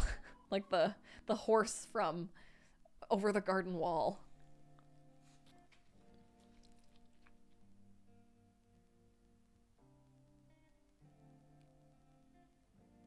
Something suddenly had clicked. When he took Lamanji to visit those once familiar places back at Lotus Pier, he told him many fun stories from his childhood. Among those tales were many glorious deeds similar to tonight's capers. Could Lamanji have actually been listening, actually remembered, and even wanted to seize this opportunity to experience the same things? Oh, it seemed pretty likely. The Land Clan of Gusu was strict in their teachings. Ever since Lamonji was young, he'd been locked up at home to study and write lines. Every word he uttered and every action he took was according to the standards set by his elders. He had never done anything disgraceful or out of line. He couldn't do anything while sober, so he acted out while drunk. Perched in the jujube tree, Lamonji was plucking jujubes as swiftly as the wind. It didn't take long for him to empty the branches. He packed them into his chicken sleeves before jumping down, then opened his sleeves to show Wei Wuxian his spoils. At the sight of those round jujubes, Wei Wuxian really didn't know what to say. It took a moment of processing before he praised him. So big, so many, you're so amazing, good job. Lamonji accepted his exaggerated praise with ease. He pulled Wei Wuxian's sleeve open and poured the stolen jujubes into it. Here, all for you. Wei Wuxian played along. Thanks. But then, Lamonji suddenly withdrew his hand, his sleeve billowing with emotion. A torrent of jujubes tumbled out and rolled all over the ground. Wei Wuxian hurriedly bent down to pick them up. He gathered some but couldn't carry them all. I have changed my mind, Lamonji stated. He also snatched the chicken Wei Wuxian was holding under his left arm, now holding one chicken in each hand. Wei Wuxian pulled at the tail of his forehead ribbon and dragged him back. You were fine earlier, why are you angry again? Lamonji swept a glance at him. Do not pull. His tone did not sound happy. It even carried a hint of warning. Wei Wuxian unconsciously let go. Lamonji lowered his head and shifted the 2 stunned chickens to his left hand, freeing his right hand to straighten his forehead ribbon and hair. He never stopped me in the past, no matter how much I messed with his forehead ribbon, Wei Wuxian thought. Is he actually angry today? He felt it extremely necessary to remedy the situation, so he said, pointing at the hen, Forget the jujubes. Give that to me. Didn't you say it was for me? Lamonji looked up and stared critically at him. Please, I really want it, Wei Wuxian said sincerely. Give it to me, won't you? At his plea, Lamonji lowered his eyes. After a while, he handed the chicken back to him. Wei Wuxian accepted it, then took out a jujube and wiped it on the folds of his robes near his chest. He bit it in half with a crunch. If Lanjian wants to play, he thought, then play with him I will. What are we gonna do next? They walked over to a wall. Lamonji looked left and right to make sure there was no one around before he drew Bishan from his waist. Swoosh, swoosh, swoosh! Streaks of dazzling blue light flashed across the wall, carving a row of large characters. Wei Wuxian moved in for a closer look, and he saw the large words. Lamonji was here.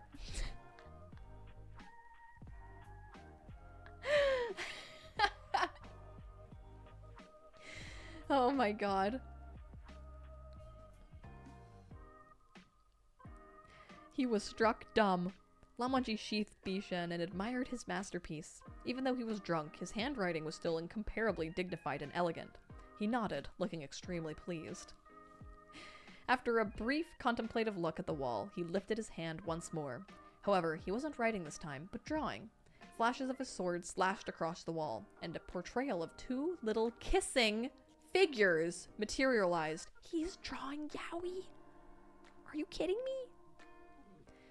At the sight of the rigorous brushwork and the sordid content, Wei Wuxian slapped his forehead. Stealing things, wreaking havoc, scribbling and scrawling. He was certain now. Lamonji really was repeating the things he had told him about before. There was absolutely no doubt about it. Even the content of his graffiti was pretty much the same. He was caught between laughter and tears. But I only did stuff like this when I was 12 or 13. The more Lamonji drew, the more enthusiasm he infused into his art. He finished with one wall and then moved to another to continue with his drawings. Watching as the content became ever stranger and more bizarre, Wei Wuxian felt bad for Bishan. At the same time, he thought, I'll have to scribble over where Lamonji wrote his name on the wall. Later, I can't let anyone discover he was the culprit. No. Better wipe the whole wall clean. It took Wei Wuxian a great deal of effort to drag Lamonji back to the inn. He tossed the 2 chickens to the proprietress, saying they had picked them up on their walk. He then went up the stairs, closed the door, and turned around. He hadn't gotten a good look while they were outside because of the darkness of the night, but now that they were in their room, the lamplight showed him the assortment of chicken feathers, leaves, and plaster dust on Lamonji's clothes, face, and hair. Truly, what a loss of poise. As Wei Wuxian helped pat it all off him, he remarked with a laugh, So dirty. And there is a little picture. I wish they drew the picture of him drawing the people kissing.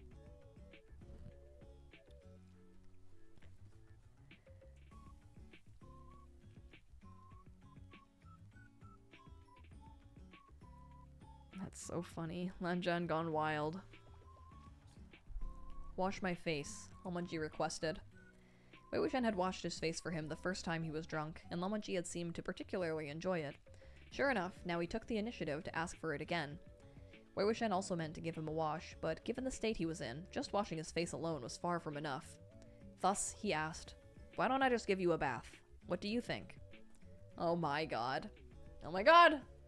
Show me your dick, Lanjan. Lamanji's eyes widened slightly at this. Wei Wuxian carefully examined his expression. Yes or no? Lamanji immediately nodded. Yes. Lamanji really has a thing for cleanliness, Wei Wuxian thought. Oh my fucking god.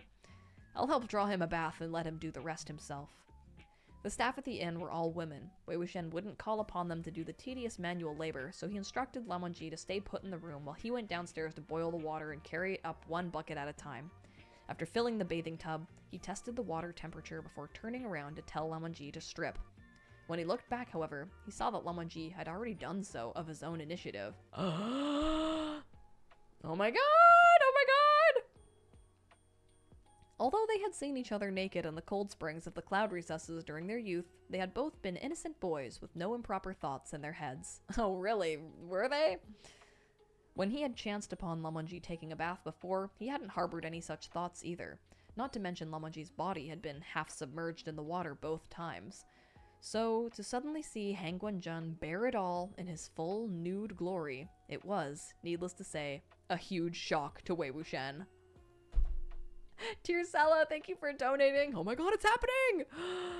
Yeah, his jade pillar. Ah! Oh my god! He's shocked. For a moment, he didn't know if he should follow his heart and ogle to his heart's content, or if he should pretend to be a gentleman and help Lamanji cover up. Wei Wuxian was getting jittery. He unconsciously backed away again and again, but even as he did so, Lamanji kept advancing on him. Now backed into a corner with nowhere to hide, Wei Wuxian just had to brace himself and watch as Lamanji expressionlessly approached him. His distinct Adam's apple, his fair complexion, and the smooth, beautiful contours of his muscles. These sights were forced on him, paraded right in front of his eyes. It was too much. Not daring to look, he unconsciously gulped and slightly averted his gaze. Surprisingly, his mouth felt parched. Wei Wuxian gritted his teeth and was about to speak when Lamanji suddenly reached out and ripped off his sash. He still looked serious, but his behavior was incredibly rough. Wei Wuxian jumped in surprise, not having expected him to make a move like that. Stop! Stop! I'm not bathing! I'm not gonna bathe! You go ahead! Lamanji wrinkled his brow, and Wei Wuxian explained, "You go ahead first. I like, big bathtubs. This one's a little too crowded for two." Lamanji cast an indifferent glance at the bathtub and only reluctantly let it go when he confirmed that the tub was indeed not big enough. He felt his way back to the tub in no particular hurry and slowly dipped into it, soaking himself in the hot water. Wei Wuxian heaved a sigh of relief. "Take your time soaking. I'll go outside." He moved a step outside, get some fresh air, and cool himself down, but then heard a splash. He turned back to look. "Why'd you come out?" Oh my god. "I am not bathing anymore," Lamanji stated with a cold expression. "Why not?" Wei Wuxian asked. "You'd be so dirty if you don't." Lamanji looked sullen but didn't elaborate. Instead, he simply walked over to the screen to begin redressing himself in the same clothes he had stripped off. Wei Wuxian hurried back over, more or less guessing the issue at hand. "You want me to bathe you?" he asked. Lamanji lowered his eyes, neither admitting nor denying it. Wei Wuxian's heart inexplicably softened at this sight of him. "I'll just wipe him a few times at most. I won't do anything else." And so he dragged Lamanji to the bathtub. "All right then, I'll bathe you. Come here." Only then did Lamanji allow himself to be dragged back to the water to soak anew. Wei Wuxian rolled up his sleeve and walked to the side of the wooden tub. Lamanji's complexion was fair, and his long, shining, jet-black hair floated gently on the water's surface. Amidst the trance-like swirl of rising steam, he was the very picture of a dashing immortal, carved from winter ice, soaking in the springs of the immortal's abode. Wei Wuxian found himself thinking it was a pity he hadn't grabbed some flower petals or something to float in the water for a more picturesque view. He scooped some water from the tub with the wooden ladle and poured a thin stream over Lamanji's head. Lamanji kept staring at him, unblinking. Worried that the water would get into his eyes and make him uncomfortable, Wei Wuxian said, "Close your eyes." Lamanji ignored him and continued to stare intently. Oh my god, oh my god! It was like he was afraid Wei Wuxian would run away if he so much as blinked. Wei Wuxian reached out in an attempt to close them for him, and Lamanji evaded by submerging the lower half of his face into the water. He noisily blew out a string of bubbles. It's so cute. Wei Wuxian laughed as he lightly pinched Lamanji's cheek. Argaga, how old are you? He picked up the soapbox and cloth towel and began to wash Lamanji's face. As he washed, his movements suddenly stalled. Earlier, Lamanji had taken off both hair and forehead ribbons on his own, and his black hair had cascaded to cover his body. But as he helped Lamanji brush his dripping wet hair behind his shoulders and traced the towel down his chest, the 30-some discipline whip scars and the brand on his chest stood out with even more clarity. Cucumber Salad said, I can't! The Jade Pillar is finally here, and I'm out on the street trying not to blush! Out on the streets of Japan, handful of manga, blushing over Lamanji's Jade Pillar. You're living life. This is life. This is beautiful. Thank you so much for donating. Cucumber Salad.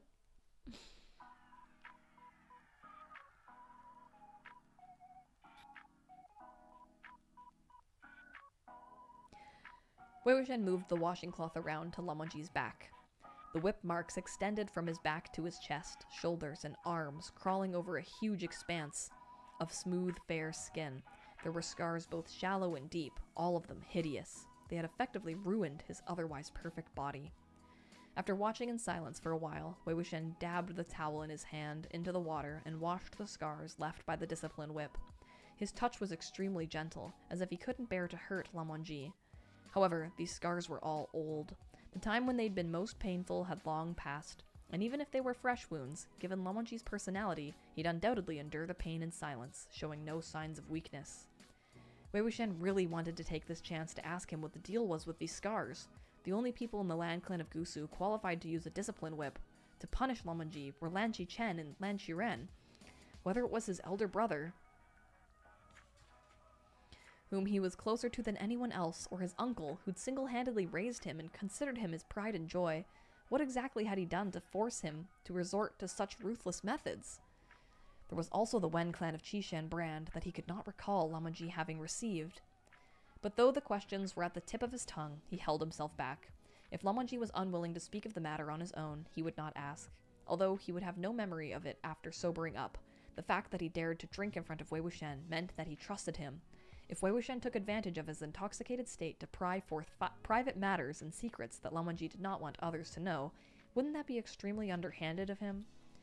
And so, despite getting Lamanji drunk, Wei Wuxian spent most of the night waffling and didn't manage to ask him a single thing. It wasn't that it slipped his mind. In fact, he hadn't forgotten for a moment that the reason he had given Lamanji alcohol was to ask him, Han Guanzhen, how do you really see me? But every time the words were about to leave his mouth, he found all kinds of excuses to back down. There's no rush. I'll play along with him for now. Wait until he's had enough for fun before I ask. Or I can't be so flippant about this. Gotta be a little more serious. I'll ask again after we've sat down. But despite the many causes that had him dragging his heels, the real reason was probably that he was afraid. He was afraid of getting a different answer from the one he hoped to hear. Lamanji had originally had his arms resting on the edge of the bathing tub, but now he suddenly turned around. It was only then that Wei Wuxian realized his mind had begun to wander while he was washing him, leaving him rubbing the same spot for quite some time. The snow-white skin on Lamanji's back had been scrubbed red. It looked as if someone had beaten him. Wei Wuxian quickly stopped. Sorry, I was lost in thought. Does it hurt? Lamanji's back was stinging from Wei Wuxian's scrubbing, but even so, he did not say a word and merely shook his head. Poor thing, Wei Wuxian thought, seeing him sitting so quietly and obediently in the bathing tub. He was about to hook a finger under his chin to tickle him, but Lamanji grabbed hold of his wrist before his hand reached him. Wei Wuxian had already inflicted innumerable playful acts of this sort on Lamanji tonight, and had grown accustomed to him submissively accepting them. He had yet to realize what was happening when he was suddenly caught and stopped. Stop touching, Lamanji said, his voice deep. They were still transparent water droplets on the contours of his handsome, refined face, even a few on his eyelashes. His expression seemed cold as ice, but his gaze was so hot it burned. The alcohol he had ordered tonight was indeed too potent, it seemed. Wei Wuxian was feeling feverish. Stop? He asked. Why? Haven't you been letting me touch you for a long time? Lan Wangji pursed his lips tightly shut and said nothing. His grip on Wei Wuxian's wrist did not loosen. It would seem he was insistent on the matter. Wei Wuxian's lips curled up at the corner and he chuckled softly. Considering the state you're in right now, what do you think you can do to me if I insist on touching you? Lan Wangji stared hard at him. A spark seemed to flash in his eyes. This face, this expression, this gaze, this situation, and this person, they all made Wei Wuxian feel like his entire being was being consumed by a fire that incinerated all reason. And suddenly, he lost his mind. Throwing his previous reservations to the wind, he went for it. He plunged his other hand into the water and ruthlessly cupped a certain part of Lan Wangji. Hangguanjun, don't try to pretend you don't like it when I touch you like this, he panted. He went right for the dick? Fuck it, we ball. Fuck it, we balls.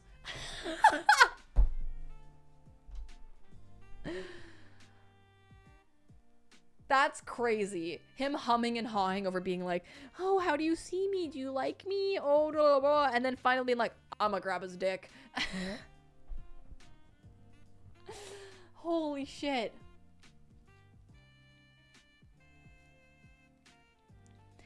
As if he had been bitten by a venomous snake or incensed by Wei Wuxian's action, Lan Wangji yanked at him hard.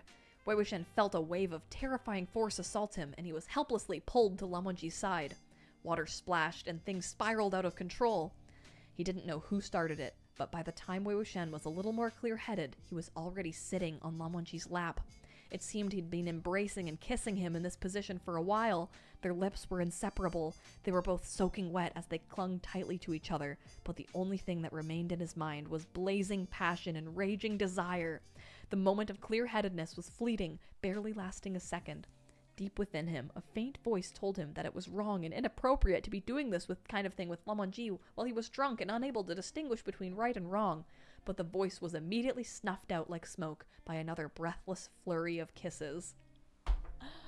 Oh my god. I think, okay, that's so funny that Wei Wuxian just went for the dick. He's like, well, this will get me an answer. Both of Wei Wuxian's arms were around Lan Wangji's neck. He kissed him in every way he could manage until he could barely tear himself away. All those assurances he'd repeated to himself earlier, I'll only ask him a few questions, I'll only help him wash, I won't do anything else, were thrown to the back of his mind. And there is a picture! He is all up on that land boy. Oh my god. Look at his abs. Nice. Nice!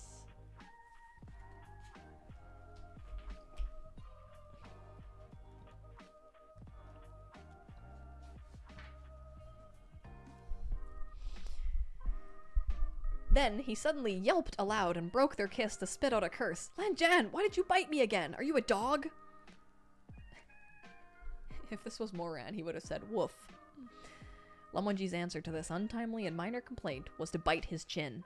Wei Wuxian, who was more fearful of biting than anything else, frowned a little. To retaliate, he reached a hand down to grope that part of Lan Wangji that he had just teased. Lan Wangji's expression abruptly changed.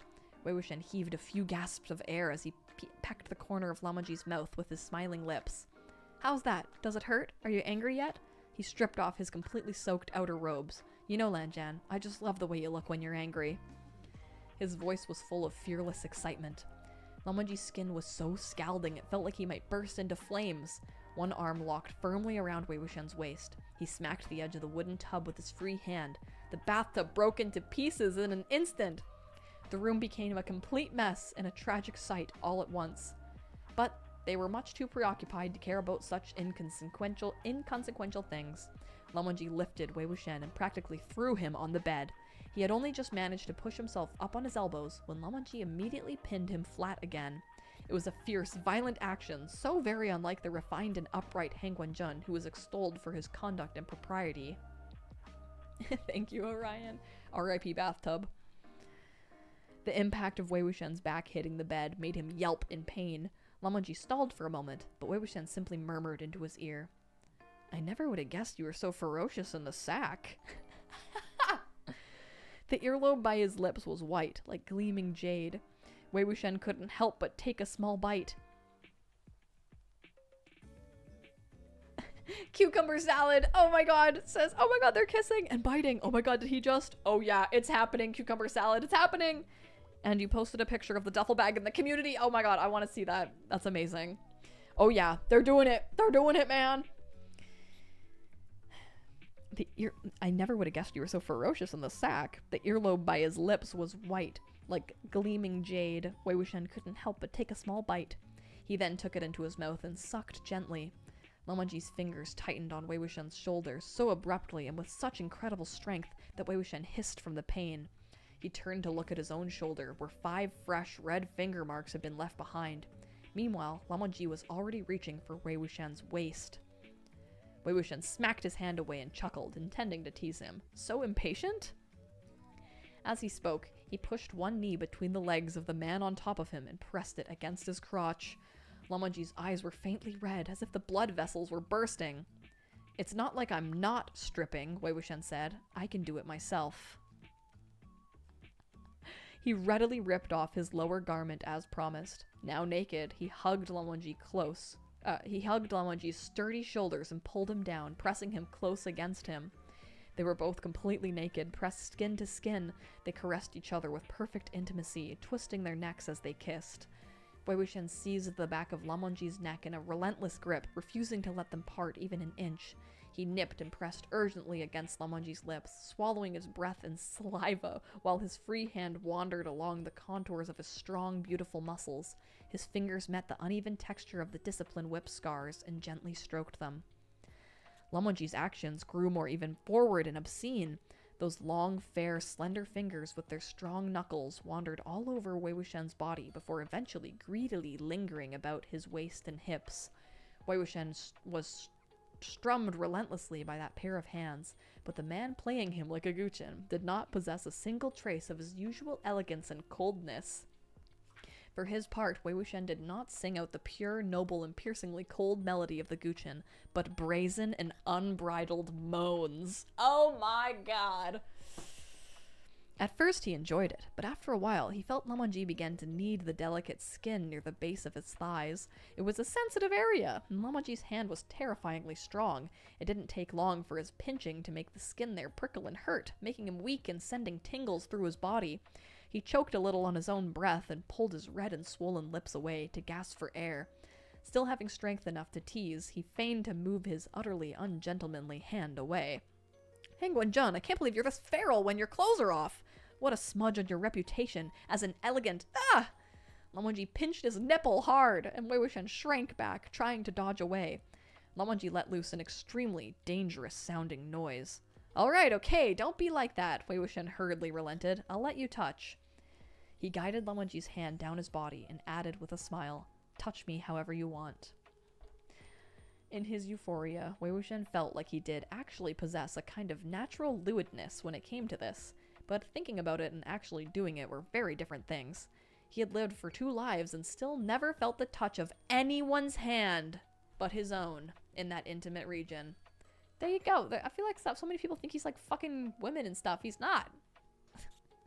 He's jorking it though. Okay. Now I'm gonna need to censor some stuff. So, Lamanji's scalding hot palm goes where you think it's probably gonna go.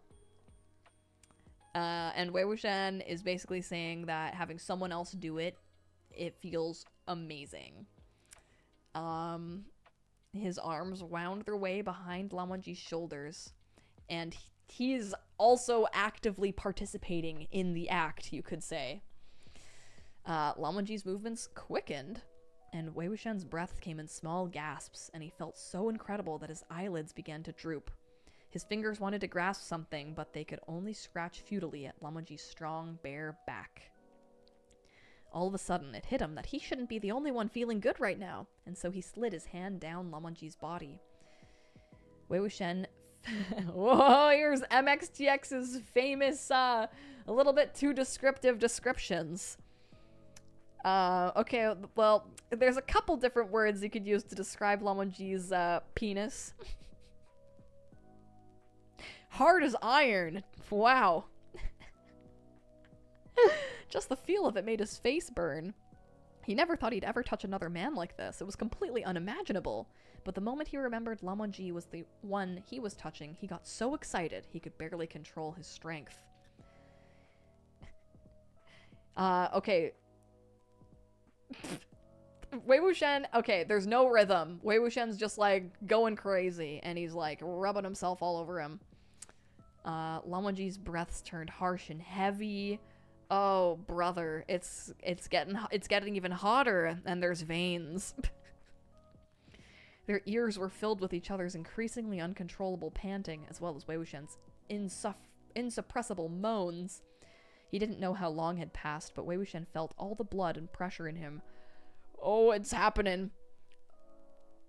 Awash in the electric sensation, a thin, cracking voice that was near a whimper escaped from his throat. Lan Zhan, you... hold on, And then he exploded. His mind went blank.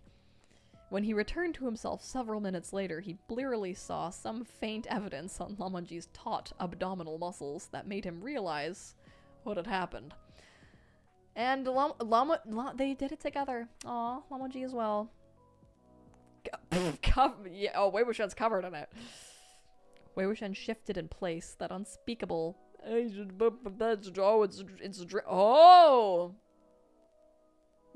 dripped to an interesting area, let's just say that much. It was a slightly uncomfortable sensation, but he felt an unparalleled sense of satisfaction above anything else. Damn. Kate said if this was a meat bun book, you know Lamonji would be tilling the soil.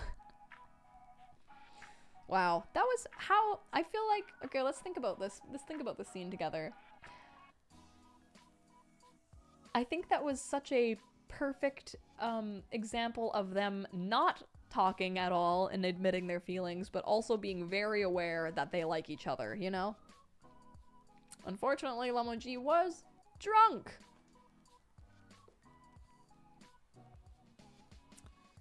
Lamonji lay on top of Wei Wuxian, covering his body with warmth as he buried his head in his chest. Wei Wuxian was completely drained. He was weak, from the tip of his fingers to the top of his head, and so lethargic that he didn't even want to curl his hands. It was a long time before the raging, feverish tide of passion ebbed and their breathing calmed. Although he was being crushed by Lamonji's weight, his heart was incomparably tranquil and content. He lowered his head and dropped careful, delicate kisses on the top of Lamonji's head. In addition to the mild scent of sandalwood enveloping them, there was also a refreshing hint of soap post-bath. The sensual, musky smell was no longer as obvious. He originally had questions for Lamonji, but at this moment, Wei Wuxian felt there was no longer any need to ask them. He would be the one to say it, and that would be enough. Lan Zhan, are you listening? Wei Wuxian asked in a hushed tone. After a moment, Lamonji answered with a, I have something to tell you. After a pause, Wei Wuxian continued in a soft, barely perceptible whisper. Thank you, Lan Zhan. If he hadn't met Lamonji after he returned in this new life, Wei Wuxian did not know what he'd be like today. Regardless, he knew it would not be better than the way things were now. However, Lamonji's entire body instantly stiffened when he heard him. Wei Wuxian, still oblivious, was about to peck him with another kiss before he continued, but Lamonji suddenly shoved him away and sat up. Wei Wuxian was caught off guard, his back hitting the bed with a muffled thud as he was shoved to the other side. He sat there, bewildered, with his eyes wide. Lamonji's head was bowed, his chest heaved, and his breaths came in short and quick. Both of them sat facing each other in silence for a long time. Lamonji was the first to move. His face was incredibly pale, but his eyes were clear and his expression entirely sober. He grabbed a piece of white clothing from the floor to cover Wei Wuxian before he went to find his own robes. Wei Wuxian could not believe that had just happened. It seemed like a nightmare had intruded on his tender, enchanting dream, one that upended a basin of cold water directly over his head and chilled him from the bone to head to toe. It was also like he'd been slapped hard across the face, so hard that his ears rang. His heart pounded and his world spun. He couldn't react for the longest time. It was with difficulty that he managed to open his mouth, but his voice was hoarse. Lanjan, Wei Wuxian called out to him. Are you sober?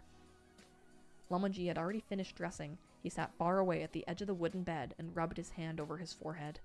He turned away from Wei Wuxian to survey the mess in the room. After a while, he muttered, Although Wei Wuxian didn't know exactly when he had sobered up, there was one thing he could be sure of. Since this was Lamonji's reaction now that he was clear-headed, it meant he'd been an unwilling participant in what had transpired earlier. All of a sudden, it dawned on Wei Wuxian. He finally realized what he had done and just how vile it was. He saw it all clearly now. All the assurances that he'd give himself, like, I'll only ask and won't do anything else, were simply self-deception. Lamonji was usually utterly upright and self-disciplined, but when drunk, he would throw tantrums, hit people, commit all sorts of outrageous acts. This was more than enough to prove that his intoxicated actions were not within his control. Wei Wuxian obviously knew this, and yet he'd still exploited a situation when Lamonji was easily susceptible to manipulation. He deliberately seduced and stimulated him so that he could have his way with him. No matter how much of an ascetic Lamonji might be, he was still a man after all. There was no reason he wouldn't become aroused when Wei Wuxian deliberately tantalized him in such a brazen manner. What was more, Lamonji had been insulted by Zheng Cheng regarding this very matter the day before yesterday, and was also still worried about his elder brother.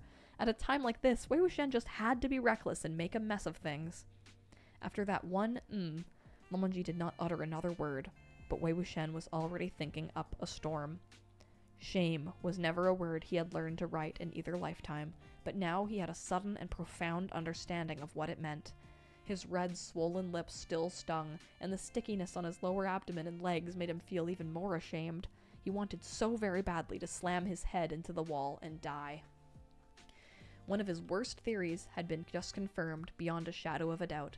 Lamonji was indeed very nice to him, but it was probably not the kind of nice he had been hoping for.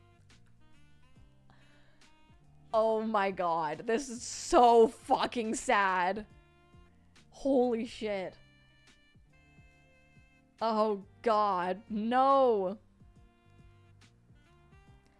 Unwilling to put Lamonji in an awkward spot, Wei Wuxian hurriedly grabbed his clothes and pants. As he began to dress himself, he patted one side of his head and said in a tone no different from his usual manner, You've sobered up. My head's pretty much clear too. Lamonji looked back at him. Wei Wuxian did not dare to guess what emotions were contained in his eyes. He grabbed his clothes with trembling arms and moved to put them on. After a moment of silence, he saw Lamonji reach out to him, as if he wanted to help clean off the mess on his body. No need! Wei Wuxian hurriedly exclaimed. Lamonji's hand froze mid-reach. As expected, he aborted the motion. Wei Wuxian breathed a sigh of relief and muttered, No need for you to help. I can do it myself. You don't have to touch me. A man like Lamonji would probably think he'd gotten his partner dirty by doing something like this, but Wei Wuxian was too ashamed to let him help. He offhandedly grabbed an inner robe and wiped himself all over before tossing it aside. Lanjan, we both probably had too much to drink tonight. Sorry about that, eh? Lamonji said nothing. Wei Wuxian continued while he slipped on one boot. But you don't need to feel too embarrassed. It's, normal for men to do stuff like this once in a while. Don't take it to heart. Lamonji quietly looked at him. Normal? His voice sounded extremely calm. Wei Wuxian did not dare answer. Do not take it to heart? Lamonji echoed again. He'd initially thought he'd rather have Lamonji think him fickle and abominable than endure the awkwardness of knowing his feelings, which would surely make their friendship delicate going forward. But now, he regretted all the foolish things he'd just blurted out without thinking. Sorry, he muttered under his breath. Lamonji jolted to his feet. Wei Wuxian suddenly panicked a little. Right at this time, the proprietress ran up the stairs and rapped on the door. Gongza, Gongza, have you gone to bed? Lamonji averted his gaze. Wei Wuxian hurriedly put on the other boot and answered, Not yet! I mean, yes, we have. Wait a moment. I'll come after I put on some clothes. Once Wei Wuxian was dressed, Lamonji walked over to open the door. This is too sad! Oh my god! Oh my god!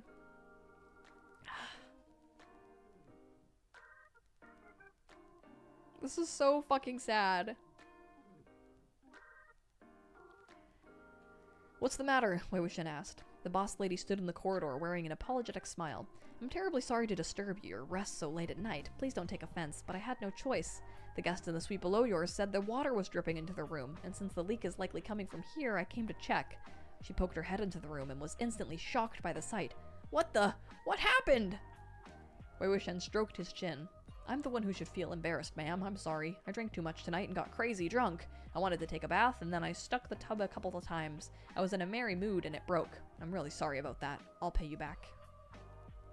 Shit. He had only just said that when it occurred to him. What the heck did he mean saying he could pay for it? Mdzs was the one who'd borne all their expenses alone for the entirety of their journey, and he would still be the one to pay for this in the end. Although the proprietress kept saying, it's all right, no worries at all, her expression was incomparably pained. She walked into the room. Then how did the water leak? How was there even space to put a foot down in this room? She bent over to pick up a few cushions and once again was greatly shocked. Why is there a hole here? It was the hole that Mdzs had made by stabbing Bishen into the floor. All Wei Wuxian could do was apologize non-stop, his hand pressed to his head of mused hair. Oh, that was my fault too. I was throwing a sword around for fun earlier and... Before he could finish, Mdzs picked up the money pouch on the floor and set a silver ingot on the table. The proprietress' expression relaxed significantly, but she still couldn't help but say a few words of admonishment, one hand clutching her chest. Oh, Gongza, don't take this the wrong way, but a sword is such a dangerous thing. How can you just throw one around for fun? It's no big deal if you jab a hole in the mat or the floor, but what if you hurt someone? Are they talking about swords right now, or are they talking about dicks? You're right, you're absolutely right, ma'am, Wei Wuxian said. The proprietress took the money. Then we'll leave it at that. It's so late now. Go get some rest. I'll give you both a new room tonight and repair this one tomorrow morning. Okay, thank you. Sorry for your trouble. Oh, hold on! We'd like to have 2 rooms, Wei Wuxian said. No! Ah! Oh, God. Why 2 rooms now? The proprietress asked in surprise. No. Wei Wuxian didn't dare look at Mdzs as he mumbled an answer. I get crazy when I drink too much. You saw it too. I throw things around and play with swords and whatnot. I'm sorry I might hurt with someone. He did play with swords and hurt someone. Oh, true, said the proprietress. She arranged for another room as promised and settled them in before she lifted the hem of her skirt and headed downstairs. Wei Wuxian said his thanks and opened the door to his room. He looked back. Mdzs was standing in the hallway, one hand holding Bishen and the other toying with his forehead ribbon. His head was bowed, and he was silent. He wanted to hide himself in the other room immediately, but the sight of Mdzs bound his feet in place. After much deliberation, he carefully and sincerely said, Lanjan, I'm sorry about what happened tonight. After a moment of silence, Mdzs assured him in a low voice, There is no need for you to say that word to me. Oh! Oh, I love that. Oh. He fastened his forehead ribbon correctly and properly, and promptly reverted to the upright and self-possessed Han Guanjun. With a slight nod of his head, he told Wei Wuxian, Rest well. We will discuss Guanyin Temple and the trip to Lanling tomorrow. Wei Wuxian cheered up a little at this. At least there were still things they could talk about tomorrow. He smiled. You too. Rest well. We'll talk tomorrow. He strode into the room, closed the door behind him, and leaned against the doorframe. When he heard Mdzs close the door, he immediately raised his hand and slapped himself across the face. He sat down heavily on the wooden bed and buried his burning face in his hands, but even after waiting a while, the heat still hadn't subsided. His face burned just as keenly as he did on the inside. He picked up the teapot on the table and poured its contents over his head, splashing it onto his face, but to no avail. He was covered in Mdzs scent from head to toe. Wei Wuxian knew that if he stayed here and kept thinking about how Mdzs was just a wall away from him and of what they had been doing not long ago, he could forget about having a single moment of peace tonight. Sticking around here tonight was absolutely out of the question. He pushed open the wooden window and stepped onto the windowsill. Like a black cat, he lightly leapt out and landed soundlessly on the street outside the inn.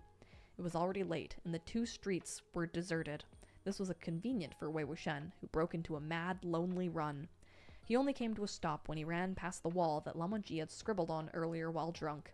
The wall was packed with a messy jumble of rabbits, pheasants, and little human figures. As he stared at them, Wei Wuxian recalled how engrossed Mdzs looked when he drew them, and how he had pulled him over to admire them afterwards. The corner of his lips couldn't help but tug into a smile. An unparalleled wave of regret washed over him. If only he hadn't acted so willfully while drunk. He could at least still pretend to be honorable and focused. Then, he could still shamelessly snuggle into Lamonji's bed and squeeze in beside him, pretending to be contentedly asleep or falling into it. Unlike now, where he was unable to rest in peace, even in the middle of the night, reduced instead to barreling out of the inn like a headless fly and darting around the streets to work out his feelings.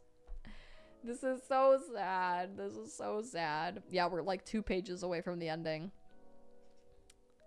Wei Wuxian reached out and brushed a hand across 2 figures with puckered lips kissing on the wall before trailing up to the words, Lamonji was here. The sentence needed to be cleaned away, but before Wei Wuxian did so, he traced the strokes of Lamonji's name with his fingertips. Once, twice, 3 times. The more he traced them, the more he was loath to part. All of a sudden, he heard scraping sounds. As if it was the middle of the night, he circled warily around the corner of the wall for a look.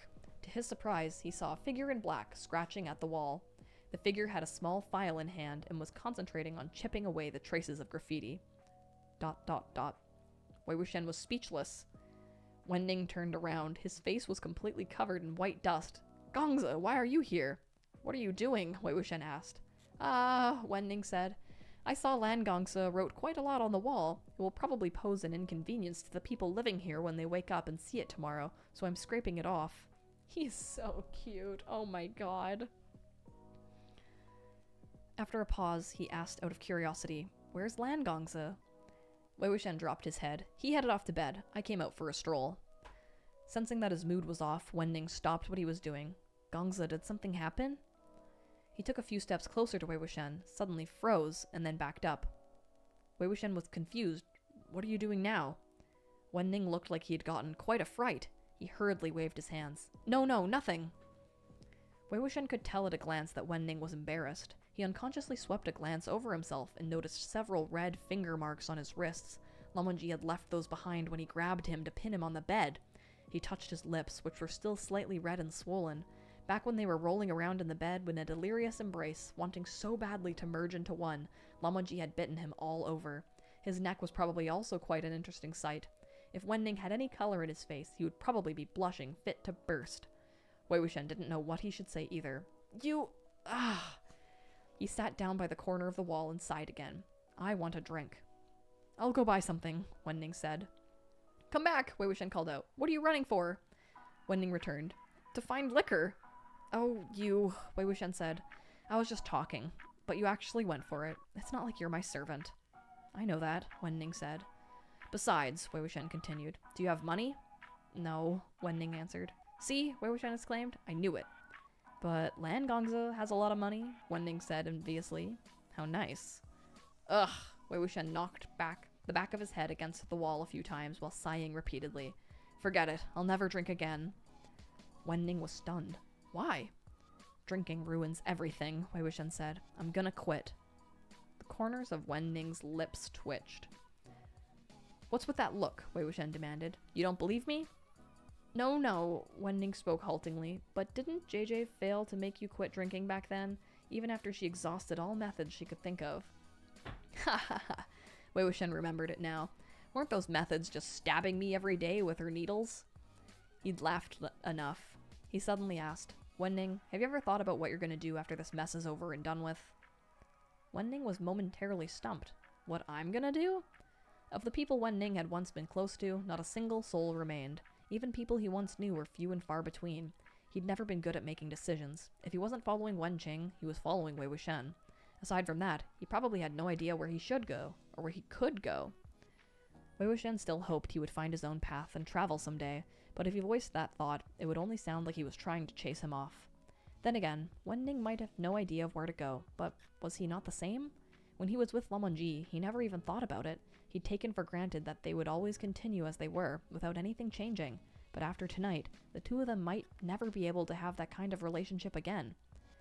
While leaving Lamonji behind and freely roaming the world alone did not seem an impossible thing to consider, a voice deep inside Wei Wuxian told him the clear truth.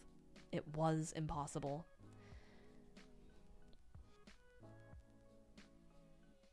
Leaving Lamonji behind and freely roaming the world was impossible. The nonsense he'd spouted back at Golden Carp Tower had really come true. The Wei Wuxian of today could not do without Lamonji. Oh.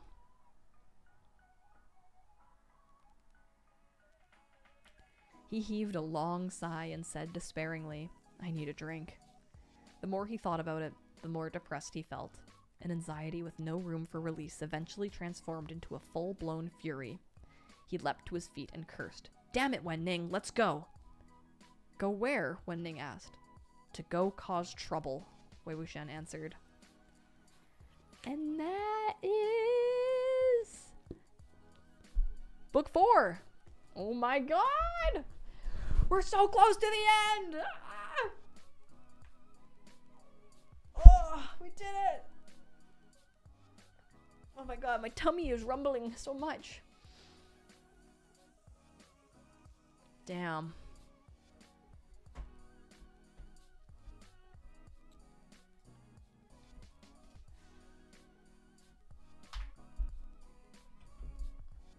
I love that Wei Wuxian can't live without him. That is deeply romantic. And I also loved that whole scene. And like, Lan Wangji getting freaked out ended up like ruining everything. But it wasn't a bad freak out. Oh, the misunderstanding is just awful.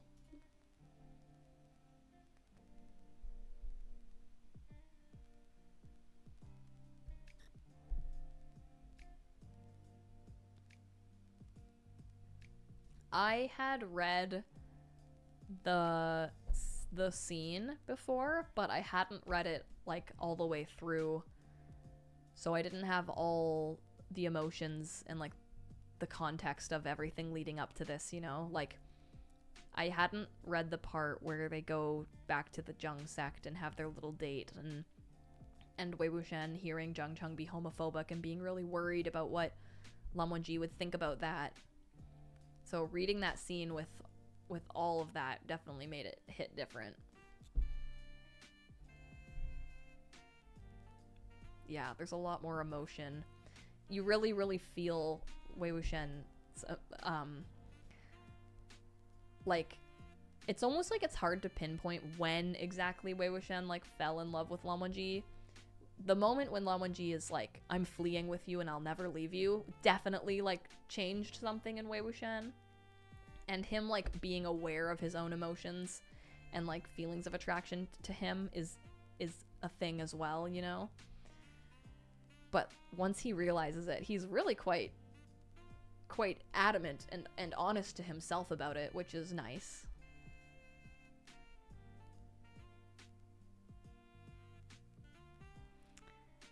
Yeah, I won't be able to stream tomorrow. But I think we could do Thursday, so we could probably start book 5 on Thursday. Actually, uh-oh.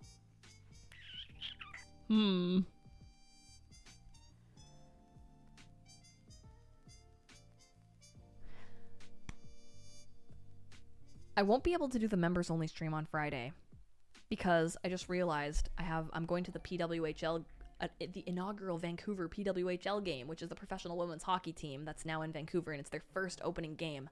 And I forgot that I'd given tickets to that. So we might have to do the members game night Thursday instead. So we might not start reading until next week. Quinn, thank you for donating, Quinn. The sad thing is, Lan Wangji doesn't remember what happens when he drinks, so he has no clue that the extent of how he ravaged Wei Wuxian. Yeah! Yeah! And it looked like maybe they even did more than what they did, right? Oof. Alright! I gotta go eat. I'm feeling sick because I haven't eaten. That was really fun. Goodness me. Did you like how I censored the scene as well?